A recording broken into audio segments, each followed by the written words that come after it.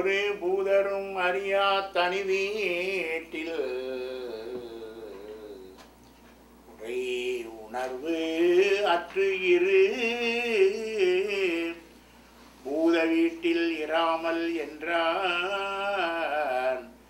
இருகோட்டு ஒருகை பொறு பூதரம் உரித்து ஏகாசமிட்ட புராந்தரர்க்கு குரு பூத வேலவன் நிட்டூர சூர குலாந்தகனே.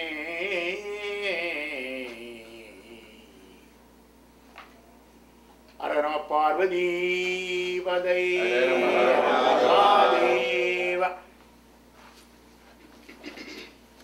அன்றைக்கு நம்முடைய திருமுறை விழாவிலே நான் தென்னாடுடைய சிவனே போற்றி என்பதற்கு இந்த தென்னாடு என்பதற்கு மாணிக்கவாசகர் என்ன பொருளிலே கையாண்டார் என்பதை நாம் சிந்தித்தோம். அது பொதுவாக அதுதான் என்னுடைய உண்மையான பொருள். அதே போல இன்றைக்கு இன்னொரு பகுதியை பார்த்துவிட்டு அப்புறம் நம்முடைய நிகழ்ச்சிக்கு செல்வோம். அதுபோல ஹரஹர மகாதேவ என்று அது ஒரு கோஷம். அதாவது இங்கே சைவத்தை பொறுத்தவரை தென்னாடுடைய சிவனையை போற்றி என்பது தமிழ்நாட்டிலேயே மட்டும்தான் போடப்படுகின்ற ஒரு கோஷம். ஆனால் இந்தியாவை பொறுத்தவரை இந்தியா முழுவதும் போடக்கூடிய கோஷம் இதுதான். அரகர நம்ம பார்வதி பதையே அரகர மகாதேவ என்பதுதான் கன்னியாகுமரியிலிருந்து காஷ்மீர் வரைக்கும் சொல்லக்கூடிய ஒரு கோஷம். எல்லாரும் சேர்ந்து சொல்வது கோஷம். அது ஏன் சொல்லப்படுகிறது என்று கேட்டால் அது பார்வதியினுடைய திருமணத்திலே, அதாவது சிவபெருமான் நம்முடைய ஸ்ரீகண்ட பரமேஸ்வரன் 3 முறை திருமணம் செய்து கொண்டார். பார்வதி கல்யாணம், தாட்சாயணி கல்யாணம், மீனாட்சி கல்யாணம். 3 முறை திருமணம் செய்து உலகத்திற்கு திருமணத்தினுடைய தாற்பயத்தை விளக்கினார்.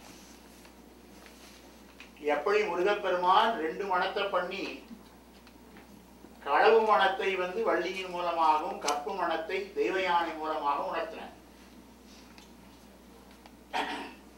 களவு கற்பு தொல்காப்பியத்தில் களவொழுக்கம் கற்பொழுக்கம் வருகிறது. ஆகவே தெய்வயானையின் மூலமாக அவர் வலியுறுத்தியது கற்பு மனம், வள்ளியின் மூலமாக உணர்த்தியது களவு மனம்.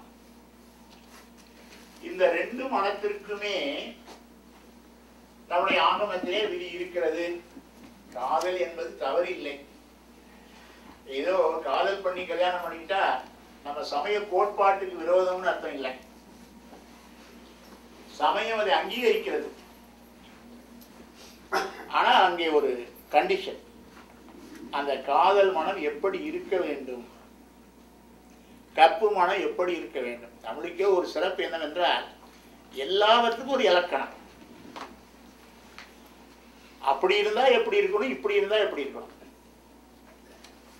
அது ஒரு வரையறை செய்து உணர்த்துவது. அதுதான் ஒரு பெரிய விஷயம். அது பொதுவாக வடமொழியிலே களவு மனத்தை காந்தர்வ விவாகம் என்று சொல்வார்கள். காந்தர்வ விவாகம். அதனாலதான் ஜி.யு. போப் அவர்கள் திருக்குறளை மொழிபெயர்க்கும் பொழுது களவியல், கற்பியல், களவியல் என்று திருவள்ளுவர் சொல்லுகிறார். இப்ப நாம இருந்தா என்ன பண்ணிருப்போம்? களவியல். நம்மளை இங்கிலீஷ் பண்ண சொன்னா எப்படி பண்ணிருப்போம்? லவ் மேரேஜ் தான் எழுதியிருப்போம்.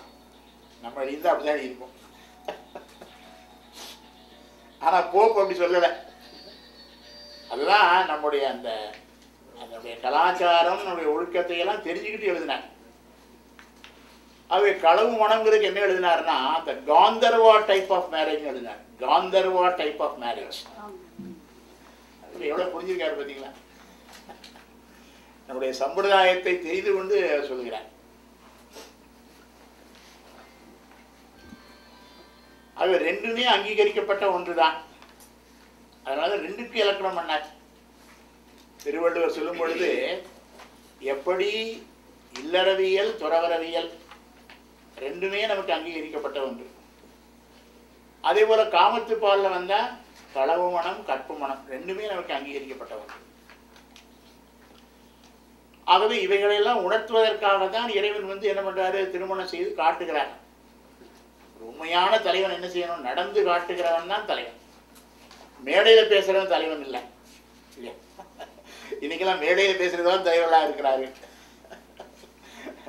இந்திய நாட்டிலே மகாத்மா காந்திக்கு ஏன் எவ்வளவு சிறப்பு வந்துச்சு? மற்ற எந்த தலைவருக்கு இல்லாத ஒரு சிறப்பு மகாத்மா காந்திக்கு ஏன் வந்தது என்றால் அவர் நடந்து காட்டினார்.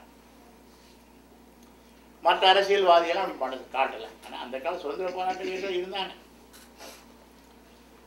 அவன் நடந்து காட்டுகிறவன் தான் தலைவன். அதனாலதான் சிவபெருமான் வந்து குழந்தைகள்லாம் கேட்குது, சிவபெருமான் தலையில வந்து ஏன் சந்திரனை வச்சிருக்கிறார், ஏன் பாம்பை வச்சிருக்கிறார் நான் கேட்கிறான். அது அவருடைய தலைமைத்துவத்தை, அதாவது கங்கையினுடைய செருக்கை அடக்கினார்.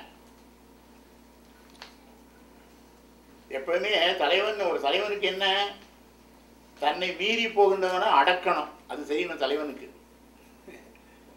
அது தலைவனுக்குள்ள ஒரு இலக்கணம். இன்னொரு இலக்கணம் என்ன என்றால் தன்னிடத்திலே அடைக்கலம் புகுந்தவனை காப்பாற்ற வேண்டும். இதுதான் ஒரு தலைவனுக்குள்ள இலக்கணம். ஆகவே தன்னிடத்திலே அடைக்கலம் புகுந்த சந்திரனை சரணடைந்தான் சந்திரன். ஆகவே அவனை அடைக்கலம் கொடுத்தார் என்பதை காட்டுவதற்காக தான் அதை வைத்தார். அது இங்கே தமிழ்நாட்டில் ஒரு பழமொழி உண்டு. அதாவது ஒரு பெரியவரோ முதலாளியோ என்ன பண்ணுவாங்கன்னா, யாரோ ஒருத்தருக்கு ரொம்ப சிறப்பான ஒரு இடம், தன்னுடைய சர்வன்ட்ஸ் நிறைய பேர் இருப்பாங்க, அது ஒருத்தருக்கு ஒரு முக்கியத்துவம் கொடுத்தா நாங்கள் என்ன சொல்லுவோம்னா, அவனை தலையில தூக்கி வச்சுட்டு ஆடுறாரு சார் அப்படிமா. அவனை தலையில தூக்கி வச்சுட்டு ஆடுறாரு சார் அப்படின்றோம் இல்லையா? இப்போ தலையில தூக்கி வச்சுட்டு ஆடினவர் யாரு? சிவபெருமான் தான்.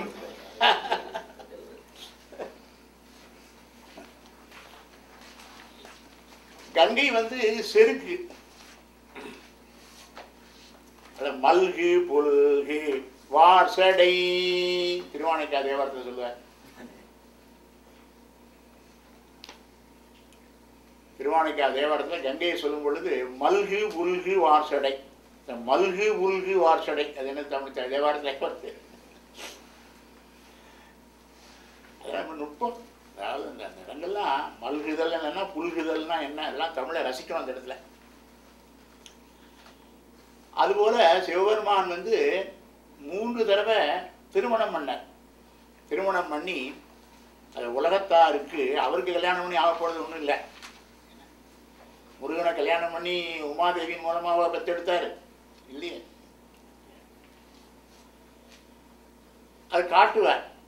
ஆனால் ஒரே ஒரு கண்டிஷன் என்னன்னா, 3 தடவையும் ஒரே பெண்ணை கல்யாணம் பண்ணார். அதான் விஷயம்.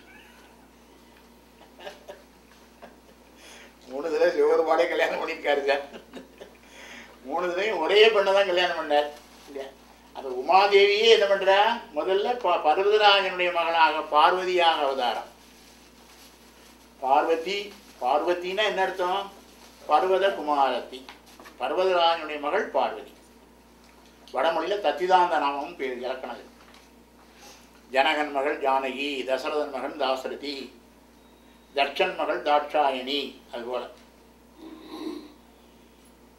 அது உமாதேவியாரே அப்படிங்க மலையது, அதாவது அந்த இமயமலை, அந்த பர்வதராஜன் யாரு? அந்த பர்வத மன்னன்.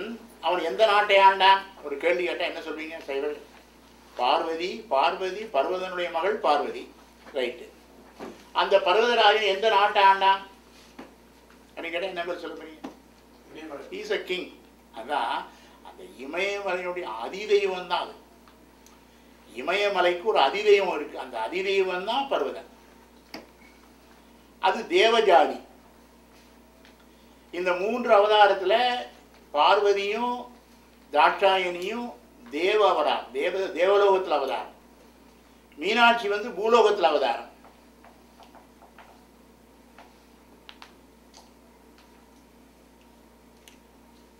அதில் அந்த முதல் கல்யாணம், இந்த பார்வதி கல்யாணம் நடக்கும்போது என்ன பண்ணாரா, அப்பொழுது எல்லா தேவர்களும் இங்கே வந்திருந்தார்கள். அந்த திருமால் தான் என்ன பண்ணாருன்னா கையை உயர்த்தி கொண்டு சொன்னார், அரகர நம பார்வதி பதையேன்னு சொன்னார். உடனே எல்லாம் அங்கு குழுமியிருந்த தேவர்கள் முனிவர்கள் எல்லாம் சேர்ந்து ஹரஹர மகாதேவான்னு சொன்னாங்க. தேவலோகத்தில் போட்ட கோஷம், பார்வதி கல்யாணத்தில் போட்ட கோஷம். ஆகவே அது மங்களகரமானது, மங்களகரமான ஒரு கோஷம். அங்கே நம பார்வதி பதையே என்று சொன்னால் இங்கே விழி இல்லை சம்ஸ்கிருத இலக்கணத்தில். நமக்கு ஏகாரம் போட்டால் விழி தமிழ் இலக்கணத்தில், அப்படி தானே? ஏகாரம் விழி. ஆனால் வடமொழியில் ஏகாரம் விழி இல்லை. அங்கே ஏகாரம் என்னது? 4ஆம் வேற்றுமை உருவு. பார்வதியின் கணவருக்கு வணக்கம், அப்படிதான். நம்ம பார்வதி பதையே அப்படின்னு ஏன்னு கூப்பிடாரு, அப்படி அர்த்தம் இல்லை.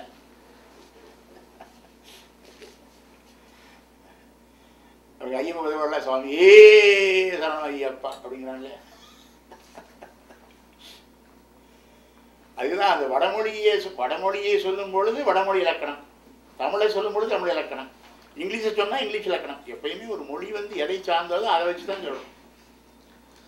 இப்போ திரோதான கரின்னு ஒரு வார்த்தை வரும் சிவஞான சித்தியாரில், திரோதான கரி அப்படின்னு வரும். உடனே கரின்னா என்ன அர்த்தம் தமிழில்? கரினா யானை, சாட்சி, இந்திரனையே சாலும் கரி, அங்கே சாட்சி விட்னஸ். தமிழில் கரிங்கிற இத்தனை பொருளில் வரும். ஆனால் சிவஞான சித்தியாரில் போய் திரோதான கரி அப்படின்னா மரத்தை செய்கின்ற யானை அப்படின்னு அர்த்தம் பண்ணிடக்கூடாது. அங்கே என்னன்னு கேட்டால் வடமொழி கரி என்றால் செய்வது, கரோனா செய், கரினா செய்வது. அப்போது அங்கே திரோதான கரின்னு என்ன அர்த்தம் பண்ணணும்?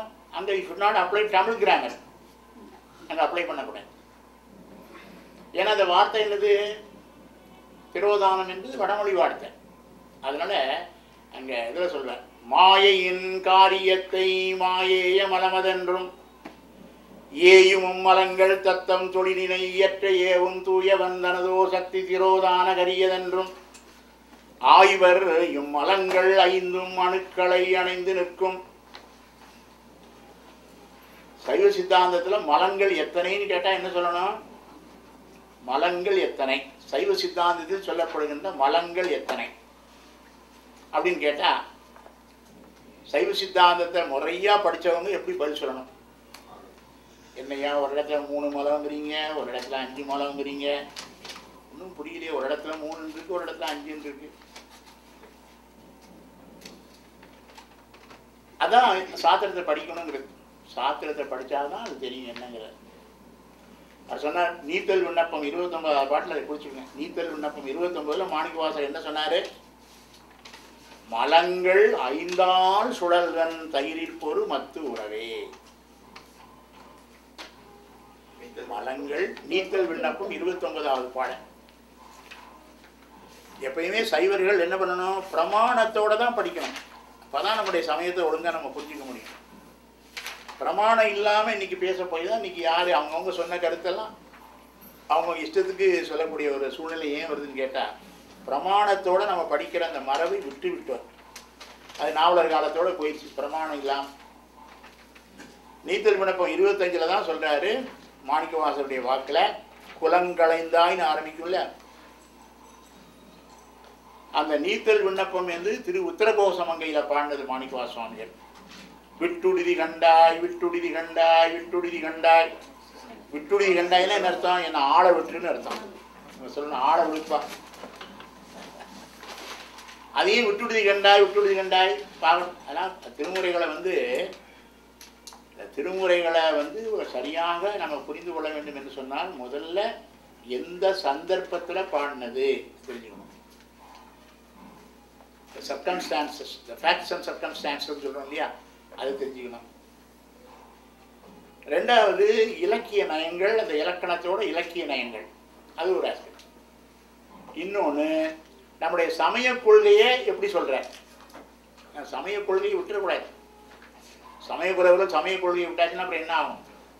இப்போ நம்ம அவங்களே விட்டாச்சுன்னு சொல்லியாச்சு, நம்ம விடத்தில் என்ன ஆச்சரியம் இருக்குது. ஆகவே அங்கே திருப்பெருந்துறையில் ஆட்கொண்ட உடனே திரு உத்தரகோசமங்கை தான் அடுத்தால வர்றார். திரு உத்தரகோசமங்கையில் சிவபெருமான் சொன்ன வாக்கை காப்பாற்றல அவர். அதுக்காக தான் என்ன சொன்னார், நீங்கள் எனக்கு காட்டுறேன்னு சொன்னீங்க. அதாவது இந்த ரூட்டில் வாடினார். தேவாரத்துக்கும் திருவாசகத்துக்கும் உள்ள வித்தியாசங்கள் என்னங்கிறது ஒரு பெரிய விஷயம். தேவாரம் என்ன அமைப்பு முறை, திருவாசகம் என்ன அமைப்பு முறை, ரெண்டுக்குள்ள அடிப்படை வேறுபாடுகள் என்னன்னு தெரிஞ்சுக்கணும். வேறுபாடுனா கருத்தில் வேறுபாடு இல்லை, இந்த மெத்தடாலஜி அதில் வேறுபாடு. அதுபோல் நம்ம பார்வதி பதையே என்பது என்ன என்றால், பார்வதியின் கணவருக்கு பதை, பதி என்பது விழி ஏற்கும் பொழுது பதைன்னு வருது. ஏ என்பது ஏகாரம், வடமொழி இலக்கணத்தின் தமிழ் இலக்கணத்தின்படி ஏகாரம் விழி. இல்லை, ஏகாரம் 8 பொருளில் வரும் தமிழ் இலக்கணத்தில், 5 பொருளில் வரும் ஏகாரம். உண்மை 8 பொருளில் வரும். இதெல்லாம் ஆறுமனாவுடைய இலக்கண விளக்கம் படித்தா எல்லாம் தெரியும். இப்போ சிம்பிளாக, அதை விட சிம்பிளாக யாரும் கொடுக்க முடியாது. தொல்காப்பியம் படிக்க நேரம் இல்லை, நன்னூல் படிக்க நேரம் இல்லை அப்படின்னா அதுக்கு தான் பண்ணார் நாவலை. அதான் அந்த விளக்கம் இதை மட்டும் படிக்க போகுது, இவ்வளோ தெரிஞ்சா போதும். அதை விட என்னதான் டைல்யூட் பண்ணுறது? எல்லாம் எளிமைன்னு சொல்லிகிட்டே இருக்குமே ஒழிய எளிமையாக செய்யப்பட்ட நூல்களை நம்ம படிக்கிறது இல்லை. ஆகவே அவர் சொன்னார், நம்ம பார்வதி பதையே, பார்வதியின் கணவருக்கு நமக வணக்கம் அப்படின்னார். சொன்னவர் யாரு? திருமால். மிச்சவங்களாம் என்ன பண்ணாங்க, அங்கே கூடியிருக்கிற தேவர்கள்லாம் சேர்த்து ஹரஹர மகாதேவ. அந்த கோஷத்தில் உள்ள அர்த்தம் என்ன? ஹரஹர மகாதேவாவுக்கு என்ன சிறப்பு இருக்குன்னு தெரியும். அது என்னவென்றால், ஹரஹர என்பது என்னது? ஒரு சப்தம். இட் இஸ் ஏ கோஷம். வடமொழி சொன்ன கோஷம். எது? ஹரஹர. மகாங்கிறது என்னது? அடைமொழி. தேவன் மகாதேவன் அடைமொழி. ஒரு பெயர் சொல்லை சிறப்பித்து சொல்லக்கூடிய ஒன்று தான் அடைமொழி. ஆங்கிலத்தில் எபித்தெட்னு பேர். அடைமொழிக்கு இங்கிலீஷில் என்னது? எபித்தெட். EPITHET. தெரிஞ்சுக்கணும் எல்லாத்துக்கும் என்னென்ன சொற்களுக்கு என்னென்ன இருக்குது அந்த. ஏன்னா இன்றைக்கி ரொம்ப முக்கியம். ஏன்னா இன்றைக்கி குழந்தைகளுக்கு தமிழ் சொல்லிக் கொடுக்கும்போது இங்கிலீஷ் மூலமாக சொல்லி தரலாம் குழந்தைகளுக்கெல்லாம், அப்படின்னா சொல்ல படிக்கணும். அன்றைக்கி சொன்னேன் அந்த கிளாஸில், உயிரெழுத்துனா வவ்வல், மெய்யெழுத்துனா கான்சனன்ட். உயிர் மெய்யை எப்படி சொல்லுவீங்கன்னு கேட்டேன். உயிரெழுத்து வவ்வல், மெய்யெழுத்து கான்சனன்ட். உயிர் மெய் எழுத்துக்கு எப்படி இங்கிலீஷ் சொல்லுவீங்க?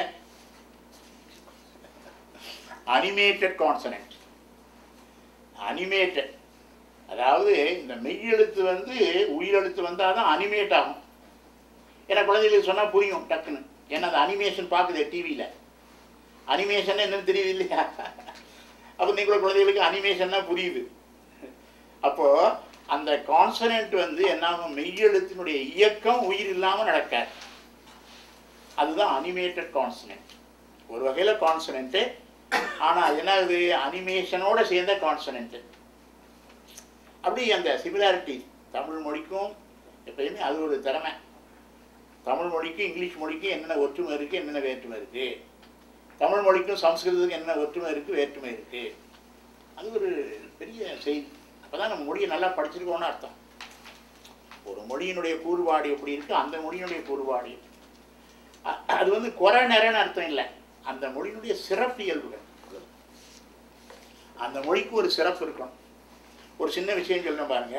தமிழில் 12 உயிரெழுத்து இருக்கு. 12 உயிரெழுத்துல 5 குற்றெழுத்து 7 நெட்டெழுத்துனாங்க. அப்படிதானே சொல்லியிருக்க இலக்கணத்தில். குற்றெழுத்து 5, நெட்டெழுத்து 7. அது எப்படி சார் இருக்க முடியும்? குற்றெழுத்து 5னா நெட்டெழுத்து 5 இருக்கணும். நெட்டெழுத்து 7ன்னா குற்றெழுத்து 7 இருக்கணும். நெட்டெழுத்துனா 2 மாத்திரை, குற்றெழுத்துனா 1 மாத்திரை. அப்போ குற்றெழுத்து 5ன்னு சொன்னால் நெட்டெழுத்து 5க்கு இணையாக 5 தானே இருக்கணும். நெட்டெழுத்து 7ன்னு சொன்னால் அந்த 7 நெட்டெழுத்துக்கு 7 குறியில் தானே இருக்கணும். இப்போ குறியில் 5ங்கிறீங்க, நெடில் 7 எப்படி வரும்? இதுதான் அடிப்படையில். அப்போ தான் நம்ம சிந்திக்கும் போது தான், இந்த மாதிரி சிந்தனை வரும்போது தான் நம்ம பெரியவங்க நம்ம கை கொடுக்குறாங்க. எங்கேயெல்லாம் நம்ம தவறுதோ, எங்கேயெல்லாம் நாம் தவறுவதற்கு இடம் இருக்கோ, அவன் இங்கிலீஷில் ஒழுங்காக சொல்லிட்டான். அவன் லாங் வவல் ஷார்ட் வவல் தான். நம்ம குற்று எழுத்து நெட் எழுத்துனோம், இங்கிலீஷில் லாங் வவல் ஷார்ட் வவல் தான். அவன் 6 ஷார்ட் வவல் 6 லாங் வவல் தான் சொல்லியிருக்கான் கரெக்டாக இங்கிலீஷ்காரன். ஆனால் நம்ம மட்டும் என்ன பண்ணிட்டோம், குற்றெழுத்து 5 நெட்டெழுத்து 7. அது எப்படி சார்? நெட்டெழுத்து 7னா குற்றெழுத்து 7 இருக்கணும், குற்றெழுத்து 5னா நெட்டெழுத்து 5 இருக்கணும். அது எப்படி இது மட்டும் 5 7 எப்படி சரி? இதெல்லாம் நம்ம சிந்திக்கும் போது தான் அந்த மொழியினுடைய அமைப்பு எப்படி இருக்குன்னு தெரியும். அப்போ அங்கே ஹரஹர என்ற சப்தத்திற்கும் மகா மகாங்கிறது அடைமொழி, அதான் எபித்தட்னு பேர் இங்கிலீஷில். எபித்தட் உரிச்சொல்ங்கிறது வேற, உரிச்சொல்ங்கிறது வேற, அடைமொழிங்கிறது வேற. உரிச்சொல்ல 2 உரிச்சொல் இருக்கு, பெயர் உரிச்சொல், வினை உரிச்சொல். இந்த உரிச்சொல்ல எப்படி இங்கிலீஷில் சொல்லுவீங்க? உரிச்சொல்லுக்கு என்ன இங்கிலீஷு? எனக்கு இங்கிலீஷ் பேசுகிற நாட்டில் இருக்கிறீங்க, அதனால தான் கேட்குறேன்.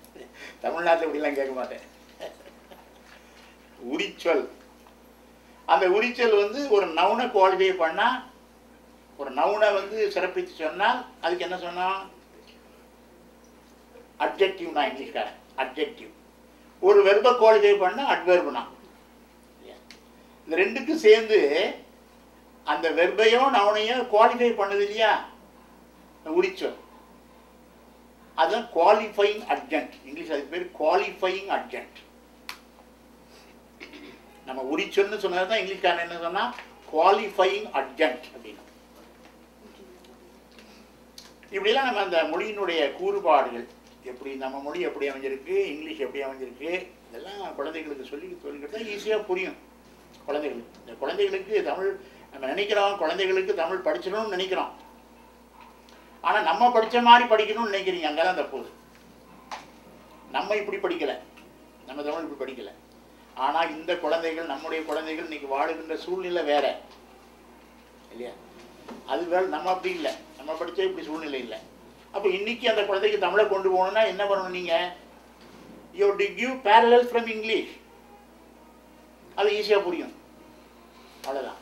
உரிச்சொல் அப்படின்னு கேட்டால் உரிச்சொல்ல விளக்குறத விட ஒரு ஒரு ஒரு பெயர் ஒரு பண்பினை குறித்து வரும் சொல் அப்படி சொல்ல நாவல பெயர் சொல், வினைச்சொல், இடைச்சொல், உரிச்சொல், இந்த 4 சொற்களுக்கு தமிழ். அப்போ ஒரு பெயர் சொல்னா என்ன? இப்போ நவுன் பெயர் சொல்லுங்கிறத எப்படி விளக்குவீங்க? பெயர் சொல் வந்து ஒரு பெயரை குறிக்கும் போது கண்ணால் பார்க்கணும்னு அவசியம் இல்லை. God is a noun, man is a noun.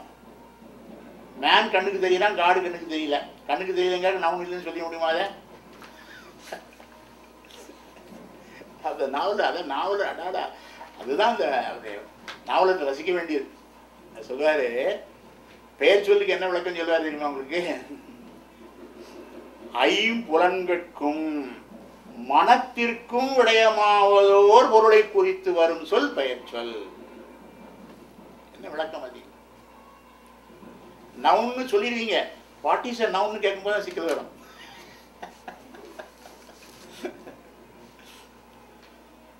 ஐம்புலன்கட்கும் மனத்திற்கும் விடயமாவதோர் பொருளை குறித்து வரும் சொல் பெயர் சொல். இப்போ ஐம்புலனுக்கு இப்போ சேரு, டேபிள், மைக்கு, வீடியோ கேமராலாம் புலனாகுது கண்ணுக்கு, அதுவும் நவுன் தான். இப்போ தெய்வம், கடவுள் இருக்கு, கண்ணுக்கு புலனாகலை, அதுக்காக நவுன் இல்லைன்னு சொல்லுவீங்களா? அது எதுக்கு புலனாகுது? மனத்திற்கு புலனாகுது இல்லையா? ஆகவே ஐம்பொறிகட்கும் மனத்திற்கும் விடயமாவதோர் பொருளை குறித்து வரும் சொல் பெயர் சொல். வினை சொல்ல என்ன சொன்னாரு? ஒரு பொருளின் புடைபெயர்ச்சியை குறித்து வரும் சொல் வினை சொல். ஒரு பொருளின் பண்பு குறித்து வரும் சொல் உரிச்சொல். இன்னொன்று இருக்கு இடைச்சொல். இடைச்சொல் எப்படி சொல்றீங்க? அதான் இந்த குழந்தைகளை விளக்குறது கஷ்டம். அது சொல்வாரு, அப்பெயர் சொல்லையும் வினை சொல்லையும் போல தனித்து நடக்கும் ஆற்றல் இல்லாததாய் அப்பெயரோடும் வினையோடும் சேர்ந்து ஒரு பொருள் குறித்து வருவது இடைச்சொல். என்ன நாவல் என்ன அவருடைய நுணுக்கம் இருக்க. அதாவது அதை பார்க்குறாரு, தர்க்கம் எப்படி சொன்னால் அது குற்றம் இல்லாமல் வரும் இப்படிலாம் படிச்சாங்க அந்த காலத்துல. ஆனா இப்ப நீங்க என்ன பண்ணணும்னா அப்படி படிக்க முடியாது. குழந்தைகளை அப்படி சொன்னா அது பயந்துடும். இப்போ நீங்க தமிழை படிக்க வைக்கணும்னா என்ன பண்ணணும், இங்கிலீஷ்ல இருந்து பேரலல் கொடுக்கணும் அதுக்கு. அப்பதான் அண்டர்ஸ்டாண்ட் பண்ணணும். ஏன்னா இங்கிலீஷ் வந்து அவன் சொல்லி கொடுத்துட்றான், நீங்க சொல்லி பள்ளிக்கூடத்தை சொல்லி கொடுத்துட்றான். உங்க வேலை குறைஞ்சி போச்சு. இப்ப இந்தியாவில் எப்படின்னு கேட்டா, இந்தியாவில் ஸ்ரீலங்காவில் இங்கிலீஷை சொல்லிக் கொடுக்கறதுக்கு மண்டையை உடைக்க வேண்டியிருக்கு. அங்க இங்க தமிழை சொல்லிக் கொடுக்கறதுக்கு மண்டையை உடைக்க வேண்டியிருக்கு. இங்கிலீஷ் நாங்களும் we are cracking our heads. எதுக்கு? To teach English. ரெண்டு பேரும் ஒரு வகை, நீங்க இங்க மண்டையை உடைக்கிறது வேற, நாங்களும் இங்க மண்டையை உடைக்கிறோம். அப்போ அங்க ஹரஹர மகாதேவாங்கிறது என்னன்னு கேட்டா, ஹரஹர என்ற கோஷத்திற்கும் மரபு எப்படின்னு கேட்டீங்கன்னா, சிவ சிவ என்பது கோஷத்திற்குரியது இல்லை, ஹரஹர என்பதுதான் கோஷத்திற்குரியது. மந்திரத்தை கோஷமா சொல்லக்கூடாது. எப்பொழுதுமே மந்திரம் எப்படி சொல்லணும், மந்திர சொற்களை பிறர் காதுக்கு கேட்காமல் சொல்ல வேண்டும். அதான் மந்திரம். பிறர் காது கேட்டா மந்திரம் இல்லை.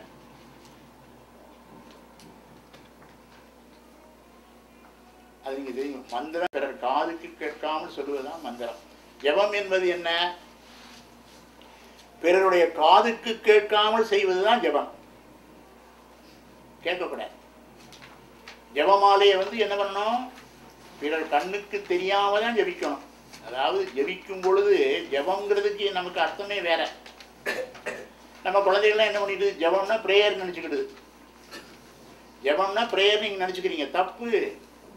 ஜபம் will not mean a prayer. ஜபம்னா பிரேயர்னு வந்து நம்ம தப்பா நினைச்சுக்க என்ன காரணம், கிறிஸ்தவ பள்ளிக்கூடத்தில் கொண்டு சேர்த்ததான் காரணம். அவன் என்ன சொன்னான், கிறிஸ்தவ பள்ளிக்கூடத்தில் ஜெபிப்போமாக அப்படிங்க ஆரம்பிக்கிறான். பரமனிங்கள் பிதாவே உங்களுடைய நாம் பரிசுத்தப்படுவதாக உங்களுடைய ராஜ்யம் வருவதாக நம்ம பாடுறான்னு சொல்லி இதை பார்த்தோம். இதுதான் ஜெபம் நினைச்சுக்கிடுது நம்ம பிள்ளைய.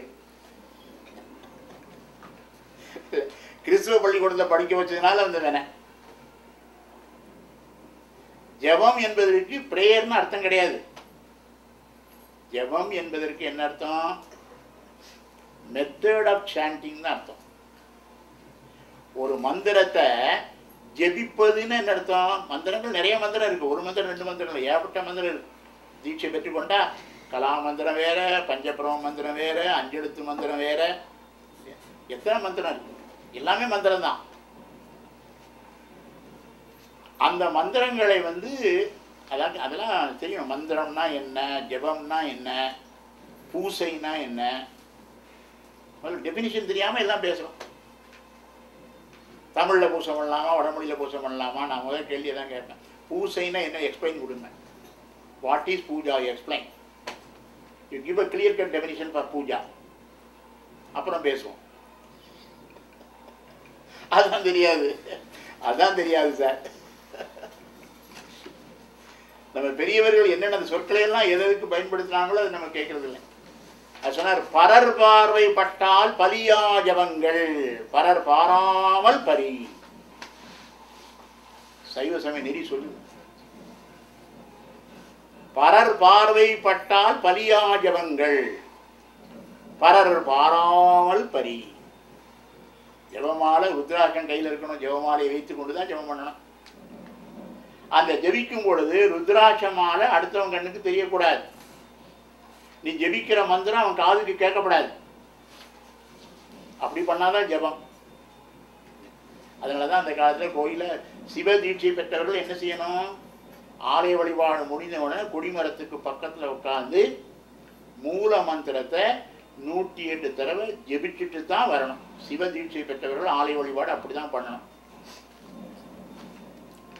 அது கொடிமரத்துக்கு பக்கத்தில் உட்காந்து சொல்லணும். அப்போ என்ன பண்ணணும், அந்த காலத்து நீங்கள் பார்த்துருப்பீங்க சிலானில், அந்த காலத்தில் ஒழுங்காக பண்ணுவாங்க. வஸ்திரத்தை எடுத்து அந்த ருத்ராட்ச மாலையை மூடி செய்கிறாங்கல்ல, பரிவட்டம். அங்க சமயம் நெல்ல சொல்வேன், பரர் பார்வை பட்டால் பலியாஜபங்கள், பரர் பாராமல் பரி. அப்போ அந்த ஹரஹர என்பது இருக்கு பாருங்க, அதுதான் கோஷமா சொல்றது. சிவ சிவ என்பதை கோஷமா சொல்லக்கூடாது. எல்லாரும் சொல்லுங்க சிவ சிவ சிவ எல்லாரும் சொல்லுங்க அப்படின்றாங்க. இப்போ அப்படி சொல்லக்கூடாது. சிவ சிவ என்பது ஜெபிப்பதற்கு மட்டுமே உரியது. ஹர ஹர என்பது கோஷமாக சொல்வது. அதனால சொன்னாரு ஹர ஹர என்ற சப்தம், அந்த ஹர ஹர என்ற சப்தத்திற்கும் மகா என்ற அடைமொழிக்கும் உரியவன் நீர் ஒருவரேன்னு அர்த்தம்.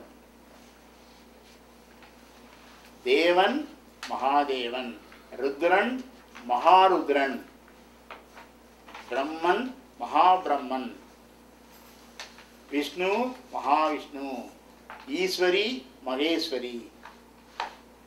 மகாங்கிற அடைமொழியை கொடுத்தாச்சுன்னா சிவபெருமானை மட்டும்தான் குறிக்கும். அடைமொழி கொடுக்காம சொன்னா தேவர்களை குறிக்கும், அவ்வளவுதான், வேற ஒன்றும் இல்லை. இப்போ வெறும் பிரம்மாண்டிங்கன்னா பிரம்மாவை தான் குறிக்கும். மகா பிரம்மான்னா சிவபெருமானை தான் குறிக்கும். விஷ்ணு மகா அதான். அப்போ மகா என்பது அடைமொழி. அப்போ ஒரு அடைமொழிக்கும் ஹரஹர என்ற அந்த கோஷத்திற்கும் உரியவன் நீர் ஒருவரே. அப்படிதான் இந்த கோஷத்தை தான். நம பார்வதி பதே ஹரஹர மகாதேவா. சுந்தரமூர்த்தி சுவாமிகள் போய் கைலாயத்தில் போய் இறங்கும் பொழுது அங்க என்ன சத்தம் கேட்டுதுன்னு சொல்றாரு தேவாரத்துல? சிவசிவன் கேட்டுன்னு சொல்றாரா? அற ஒலி ஆகமங்கள் அறிவாரழி தோத்திரங்கள் அப்படிதானே சொல்றாரு. நான் கைலாயத்தில் போய் லேண்ட் ஆகும்போது என்ன சத்தம் என் காது கேட்டுச்சு? ஹரஹர சத்தம் தான் கேட்டுதுன்னு சொல்றாரு இல்லையா? அற ஒலி, அற ஒலி ஆகம ஒலிகள் கேட்டது. அற ஒலி ஆகமங்கள் அறிவாரறி தோத்திரங்கள். அப்படி வச்சு பார்க்கணும். தேவாரம் என்ன சொல்லுது, பிரமாணம் என்ன சொல்லுது. எப்பொழுதுமே பெரியவங்க என்ன சொல்றாங்க, நமக்கு என்ன பிரமாணம், அந்த பிரமாணத்தோடு நம்ம பார்க்கணும். அதுபோல் ஒரு இப்போ மலங்களில் சொல்லணும், எங்கேயோ போயிட்டேன். இப்போ மலங்கள், மலங்கள் என்பதற்கு எப்படி சொல்லுவீங்க? மலன்னா மோஷன் தான் அர்த்தம். உலகத்தில் டாக்டர்கிட்ட போனால் மோஷன் டெஸ்ட் இருக்குது, பிளட் டெஸ்ட் இருக்குது, யூரின் டெஸ்ட் இருக்குது, மோஷன் டெஸ்ட் இருக்குது. ஆனால் இங்கே மலம் என்பது என்ன அர்த்தம்? அன்னைக்கே சொன்னேன், ஆன்மாவை பற்றிய அழுக்கு. அதான் என்னது? ஸ்பிரிச்சுவல் டேட்னர். மலம் என்ற சொல்ல இங்கிலீஷ்ல எப்படி சொல்வீங்க? ஸ்பிரிச்சுவல் டேட். இட் இஸ் எ டேட் அப்ளிகேட் த சோல். மற்ற டேட்டை உடம்பு அஃபெக்ட் பண்ணுறதுதான் மற்ற டேட்ஸ் எல்லாம். இது ஆன்மாவை பற்றிய அழுக்கு. இந்த ஆன்மாவை பற்றிய அழுக்கு தான் பசுங்கிற சொல்லு. அதுதான் பசு என்ற சொல்லுக்கு என்ன பொருள்? பசு என்றால் 5 மலங்களால் கட்டப்பட்டது தான். பசு என்ற சொல்லுக்கும் ஆன்மா என்ற சொல்லுக்கும் அது ஒரு நாள் விளக்குறேன். ஆன்மா எதை குறிக்கும், உயிர் எதை குறிக்கும், பிராணன் எதை குறிக்கும், ஆவி எதை குறிக்கும். உயிரை குறிப்பதற்கு எத்தனை சொல் இருப்பார்? பசு, ஆன்மா, புருடன்,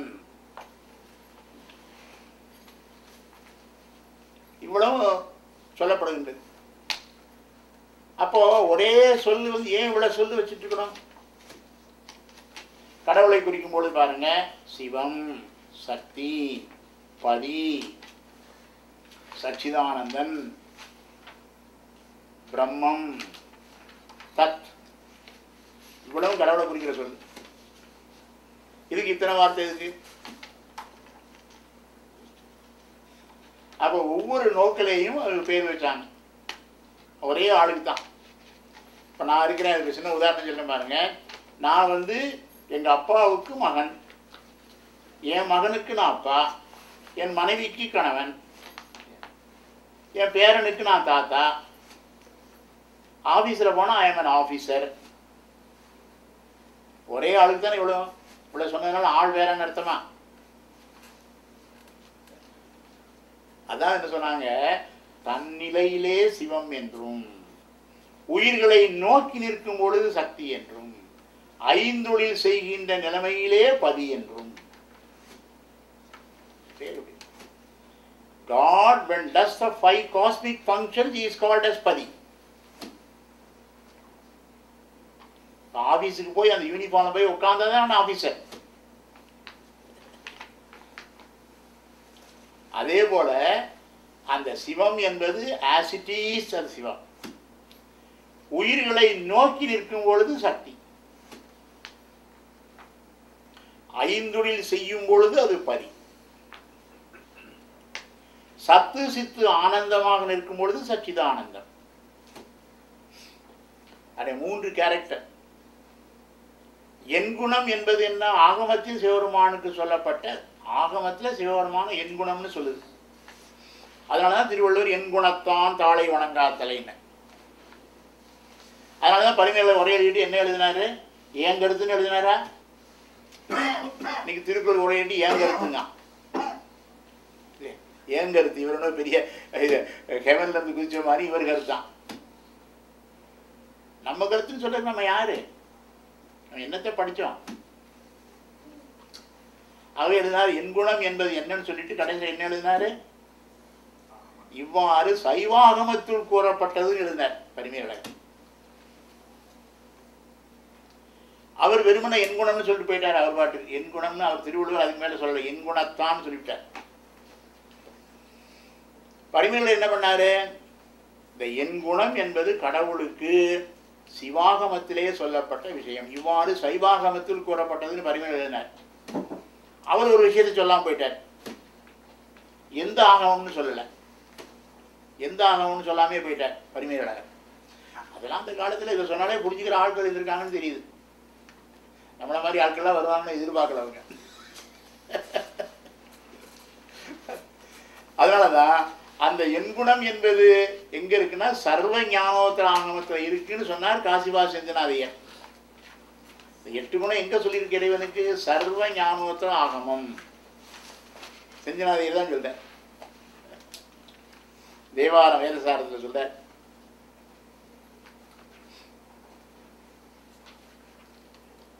சத்து சித்து ஆனந்தம் என்பது உபநிடத வழக்கு. கடவுளுக்கு அது சொன்னது சத்து, அதுக்கு விரோதம் இல்லை. சச்சிதானந்தம்ங்கிறது என் குணமும் விரோதம் இல்லை, அது உபநிடத வழக்கு. பிரம்மம் என்பது வேத வழக்கு. வேதம் யாரை கடவுள் என்று கூறுகிறது? பிரம்மம். பிரம்மம் தான் வேதத்தினுடைய கடவுள். அங்க சிவம் வராது, சக்தி வராது, ஒன்றும் வராது. அப்போ ஒவ்வொன்றும் ஒரு வழக்கு. அதுபோல மகா வாக்கியம் என்ன சொல்லிச்சு? தத். அவ்வளோதான். மகா வாக்கியம் ரொம்ப சுருக்கிடுச்சு. வேதத்தில் ஒவ்வொரு வேதத்துக்கும் ஒவ்வொரு மகா வாக்கியம். அந்த மகா வாக்கியம் கடவுளை எப்படி சொல்லிச்சு? தத். அவ்வளோதான். தத். தத் சிவம் என்போர் தெளிந்துள்ளோரேனர். சிவபிரகாச சொல்ல, சிவபிரகாசில் மகா வாக்கியம் தத்து என்று சொல்லுவது சிவபெருமானைத்தான்னு சொல்லி சிவபிரகாசில் சொல்ல. தத் சிவம் என்போர் என்பர் தெளிந்துள்ளோரே. நன்றாக படித்தவர்களுக்கு தெரியும் மகா வாக்கியத்தை சொல்லப்பட்ட தத்து என்பது சிவபெருமானை குறிக்கும் என்பது நன்றாக படித்தவர்களுக்கு தெரியும். அது உமா சொல்லிவிட்டேன். பாருங்க இப்போ எவ்வளவு ஒரு பரந்த ஒரு விரிந்த. விவேகானந்தர் சொல்லும்போது சொன்னார், தி பிரம்மம் ஆஃப் த ஹிந்துஸ்னர். இந்துக்களின் கடவுள் யார் அப்படின்னு கேட்டான் சிகாகோல. இந்துக்களின் கடவுள் யார்? பார்லிமெண்ட் ரிலீஜன்ல கேட்டாங்க சிகாகோல. அப்ப விவேகானந்தர் என்ன சொன்னாரு பதில்? இருக்கு சிவன் சொன்னாலும் மாட்டிருப்பார், விஷ்ணு சொன்னாலும் மாட்டிருப்பார். இவன் நம்மளை மாற்றுறதுக்கு தான் கேள்வி கேட்கறாங்கிறது புரிஞ்சு போச்சு அவருக்கு.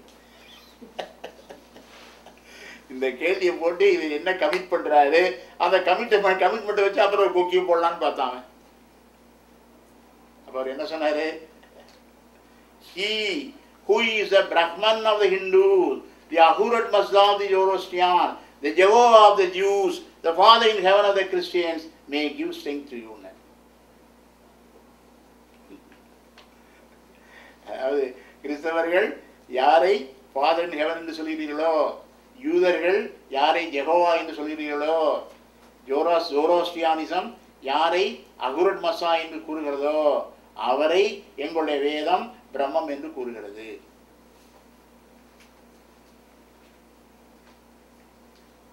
அதுதான் அந்த படித்தவர்கள் சொல்லுகின்றதற்கும், அவர் வேதாந்தியா இருக்கலாம், அது வேற விஷயம். ஆனா அந்த இடத்துல நமக்கு உடன்பாடு தானே. வேதத்தினுடைய கடவுள் பிரம்மம் என்பது நமக்கு உடன்பாடு தானே. ஆதி பிரம்மன்னு சொல்லலே மாணிக்கவாசர், ஆதி பிரம்மம் அப்படின்னு சொல்லாத திருவாசகத்துல, திருவாசலே வருது இந்த சொல்லு.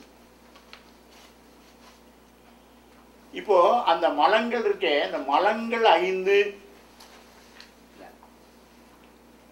அது நீத்தல் உணவு சொன்னார். இப்போ சைவ சித்தாந்தம் என்ன சொல்லுதுன்னு கேட்டா, அதுக்கு பதில் என்ன, மலங்கள் எத்தனை அப்படின்னு கேட்டதுக்கு சிவஞான சித்தியார் என்ன சொல்லுச்சு, மலம் 5.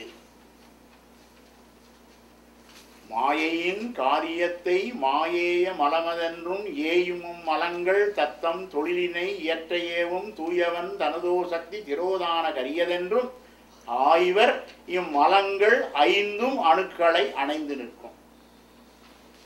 மலங்கள் 5. அப்ப அதுக்கு பதில் என்ன, சைவ சித்தாந்தம் எத்தனை மலம் சொல்லுதுன்னா, அது சரியான பதில் எப்படி சொல்வீங்க, உண்மை மலம் 3, உபச்சார மலம் 2, ஆக மலம் 5. இதுதான் ஆன்சர். உண்மையிலேயே மலமாக இருப்பது 3 தான், ஆணவம் கர்மம் மாயை தான். ஆனால் 2 மலம் உபச்சார மலமாக கூறப்படும். அது என்னது, மாயை பிரபஞ்சமாக வருகிறது அல்லவா, மாயை வேற பிரபஞ்சம் வேற. ஆனா பிரபஞ்சம் மாயிலிருந்து தான் வருது. அந்த பிரபஞ்சம் நம்முடைய அனுபவத்திற்கு கொடுக்கும் பொழுது அது என்ன ஆகுது, மாயேயம். அதுக்குதான் சித்தாந்தத்தில் அது டெர்மினாலஜி தெரிஞ்சுக்கிட்டே வரணும்.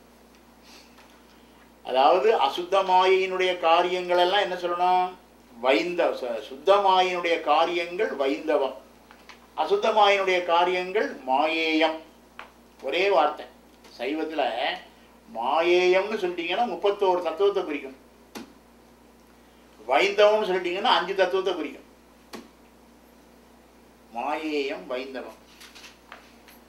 அவை மாயை காரியப்பட்டு வரும் பொழுது, அந்த மாயேயமாக வரும் பொழுது அது ஒரு மலம் என்று உபச்சாரமாக கூறப்படும். இன்னொன்று, இறைவனுடைய திரோதான சக்தி இருக்கு இல்லையா, அது நம்முடைய வினைகளை அனுபவிக்க வைக்குது. அப்ப 3 மலங்களையும் காரியப்படுத்துவது எது, திரோதான சக்தி. ஆகவே அதுவும் ஒரு மலம் என்று உபச்சாரமாக சொல்லப்படும். இட் இஸ் நாட் ஆக்சுவலி எ மலம். அதனாலதான் திரோதான கரியதென்றும். திரோதான கரின்னு அர்த்தம், திரோதானத்தை செய்வதுன்னு அர்த்தம். அங்க கரிங்கிற தமிழ் வார்த்தை இல்லை. கரினா யானை, சாட்சின்னு அர்த்தம் பண்ணிடக்கூடாது. அங்க கர் என்ற ரூட், சம்ஸ்கிருத கர்னா செய்யின்னு அர்த்தம், கரினா செய்வது. அப்ப எழுதினார் சுவாமி, திரோதானத்தை செய்வது என்னும் பொருட்டாய வடசொல் எழுதினார். சிவஞானம் என்ன எழுதினார் அந்த இடத்துல, திரோதானத்தை செய்வது என்னும் பொருட்டாய வடசொல். ஆகவே அந்த பிலாசபி போகும்போது நமக்கு என்ன தெரியணும், இட் இஸ் நாட் சான்ஸ்கிரிட் அப்படின்னு நினைச்சிடக்கூடாது. It is a terminology. அதுக்கு 2 லாங்குவேஜ் வேற, டெர்மினாலஜி வேற, ஞாபகம் வச்சுக்கணும். அந்த டெர்மினாலஜி எந்த மொழியிலிருந்து வேணாலும் வந்திருக்கலாம். இப்போ அன்னைக்கே சொன்ன உதாரணம், இப்போ என்னுடைய சன் பாட்னி படிக்க போறான். பாட்னி படிக்க போனா அந்த பாட்னியில இது ஒரு பொட்டானிக்கல் ஆப்ஜெக்ட் தான், ருத்ராட்சமும் ஒரு பொட்டானிக்கல் ஆப்ஜெக்ட் தானே அது. அப்போ ருத்ராட்சமும் ஒரு பொட்டானிக்கல் ஆஸ்பெக்ட் தான் அது. அப்போ இந்த பாட்னியில பொட்டானி வரும், ருத்ராட்சத்தை பற்றி செய்தி வருது. ஆனால் ருத்ராட்சம்னு வருமா, வராது. அப்போ ருத்ராட்சத்துக்குள்ள பொட்டானிக்கல் டைம் தான் அங்கே வரும். அந்த பொட்டானிக்கல் டைமை சொன்ன உடனே அது இங்கிலீஷும் இல்லை, லாட்டினும் இல்லை, பிரெஞ்சும் இல்லை, it is a botanical time, அவ்வளோதான். ருத்ராட்சத்துக்கு பொட்டானிக்கல் டைம் என்ன தெரியுமா, ஈலியோகார்பஸ் கனிட்ரஸ் இதுதான் பொட்டானிக்கல் நேம். இப்போ தாமரை, நிலும்போ நூசிஃபெரா. தாமரைக்குள்ள பொட்டானிக்கல் நேம் என்ன, நிலும்போ நூசிஃபெரா. இப்போ கொன்றை இருக்கு, கொன்றை சிவபெருமானுக்கு வந்து கொன்றை ஆண்டி தானே அவன். அந்த கொன்றை என்று வந்தால் பாட்னியில் அது ஒரு ஃப்ளவர் தானே, அது கொன்றை, அது ஒரு பொட்டானிக்கல் ஆப்ஜெக்ட் தானே. அப்போ கொன்றைன்னு வரும், KONTREIனா வரும் பாட்னியில். அப்போ பாட்னியில் it will be assigned a botanical name. அதான் cassia fistula genus, that is a botanical name for கொன்றை, கேசியா ஃபிஸ்டுலா ஜெனஸ். அதே போல தான் when you learn philosophy அங்கே என்ன வரும், நிறைய philosophical term வந்துக்கிட்டே இருக்கும். அது வந்து அது சான்ஸ்கிரிட் நீங்கள் சொல்லக்கூடாது. ஒன்ஸு அது வந்து லெக்சிக்கன் ஆகி போச்சுன்னா it is not Sanskrit, it is a lexicon. அதை நம்ம இந்த பேரலன்ஸை பார்த்து சொல்லணும், அதுக்காக சொல்ல வரேன். இப்போ அடுத்த ஒரு செய்திக்கு வரும். நீங்கள் பரவலாம், நீங்கள் என்னென்ன சொல்லலாம்னு அப்படி யோசனை பண்ணிகிட்டே இருந்தேன். ஒவ்வொரு நாளும் ஒவ்வொரு செய்தியை சொல்கிறேன். இப்போ மாயையை பொறுத்தவரை இந்த இறைவன் எப்படி இருக்கிறான், மாயை ஒரு தனி பொருள், நாம ஆன்மாக்கள் நம்ம ஒரு தனி பொருள். 6 பொருள் சொல்லிட்டா இல்லையா, 6 பொருள்கள் அனாதியாகவே இருக்கின்றன. அப்பதான் சைவ சித்தாந்தம் வருது, அது வரைக்கும் சைவ சித்தாந்தம் வராது. அதாவது சிவபெருமானை முழுமுதற் கடவுளாக கொள்கிறவர்கள் எல்லாம் சைவ சித்தாந்திகள் அல்ல, சைவர்கள், அவ்வளவுதான். ஆனா அவனுடைய அந்த மேன்மை பரத்துவம், மேன்மை சிவபெருமானுடைய மேன்மை அல்லது பரத்துவம், அந்த பரத்துவத்தை ஏற்கொண்டு 6 பொருள் உண்மையை ஏற்றுக்கொள்ளுகிறவன் தான் சைவ சித்தாந்தம்ங்கிற ஒரு எல்லைக்குள்ள வர்றான். இப்ப சைவ சித்தாந்தம் என்ன பண்ணுதுன்னு கேட்டா, அந்த நம்முடைய நாட்டிலே தோன்றிய, பாரத நாட்டிலே தோன்றிய எல்லா கொள்கைகளையும் எடுத்துக்கொண்டு 4 பெரும்பிரிவாக பிரிக்குது. ஒவ்வொரு பிரிவிலையும் 6 இப்போ 4 24. இந்த 24 கொள்கைகள் என்ன சொல்லுகிறதுன்னு சொல்லிட்டு அதுக்கு மேலே நாம் என்ன சொல்கிறோம்னு சொல்கிறோம். நம்ம சொல்கிறதுக்கு முன்னாடி என்னன்னு கேட்டால், முதல்ல எது சைவ சித்தாந்தம் என்று தெரிவதற்கு முன்னோடியாக எது நீ தெரிஞ்சுக்கணும் தெரியுமான்னார். எது சைவ சித்தாந்தம் இல்லைன்னு தெரிஞ்சுக்கணும். எது சைவ சித்தாந்தம் இல்லைன்னு தெரிஞ்சாதான் எது சைவ சித்தாந்தம் தெரியும். அதனாலதான் கேட்டார் சிவாஜி சுப்ரமணியன், அன்னைக்கு சொன்னேன் நான், ஒருத்தர் போய் கேட்டார் சிவாஜி சுப்ரமணியன்கிட்ட, வாட் இஸ் காட்னார். சிவாஜி சுப்ரமணியன் சொல்லாரா, you tell me what is not காட்னாரா.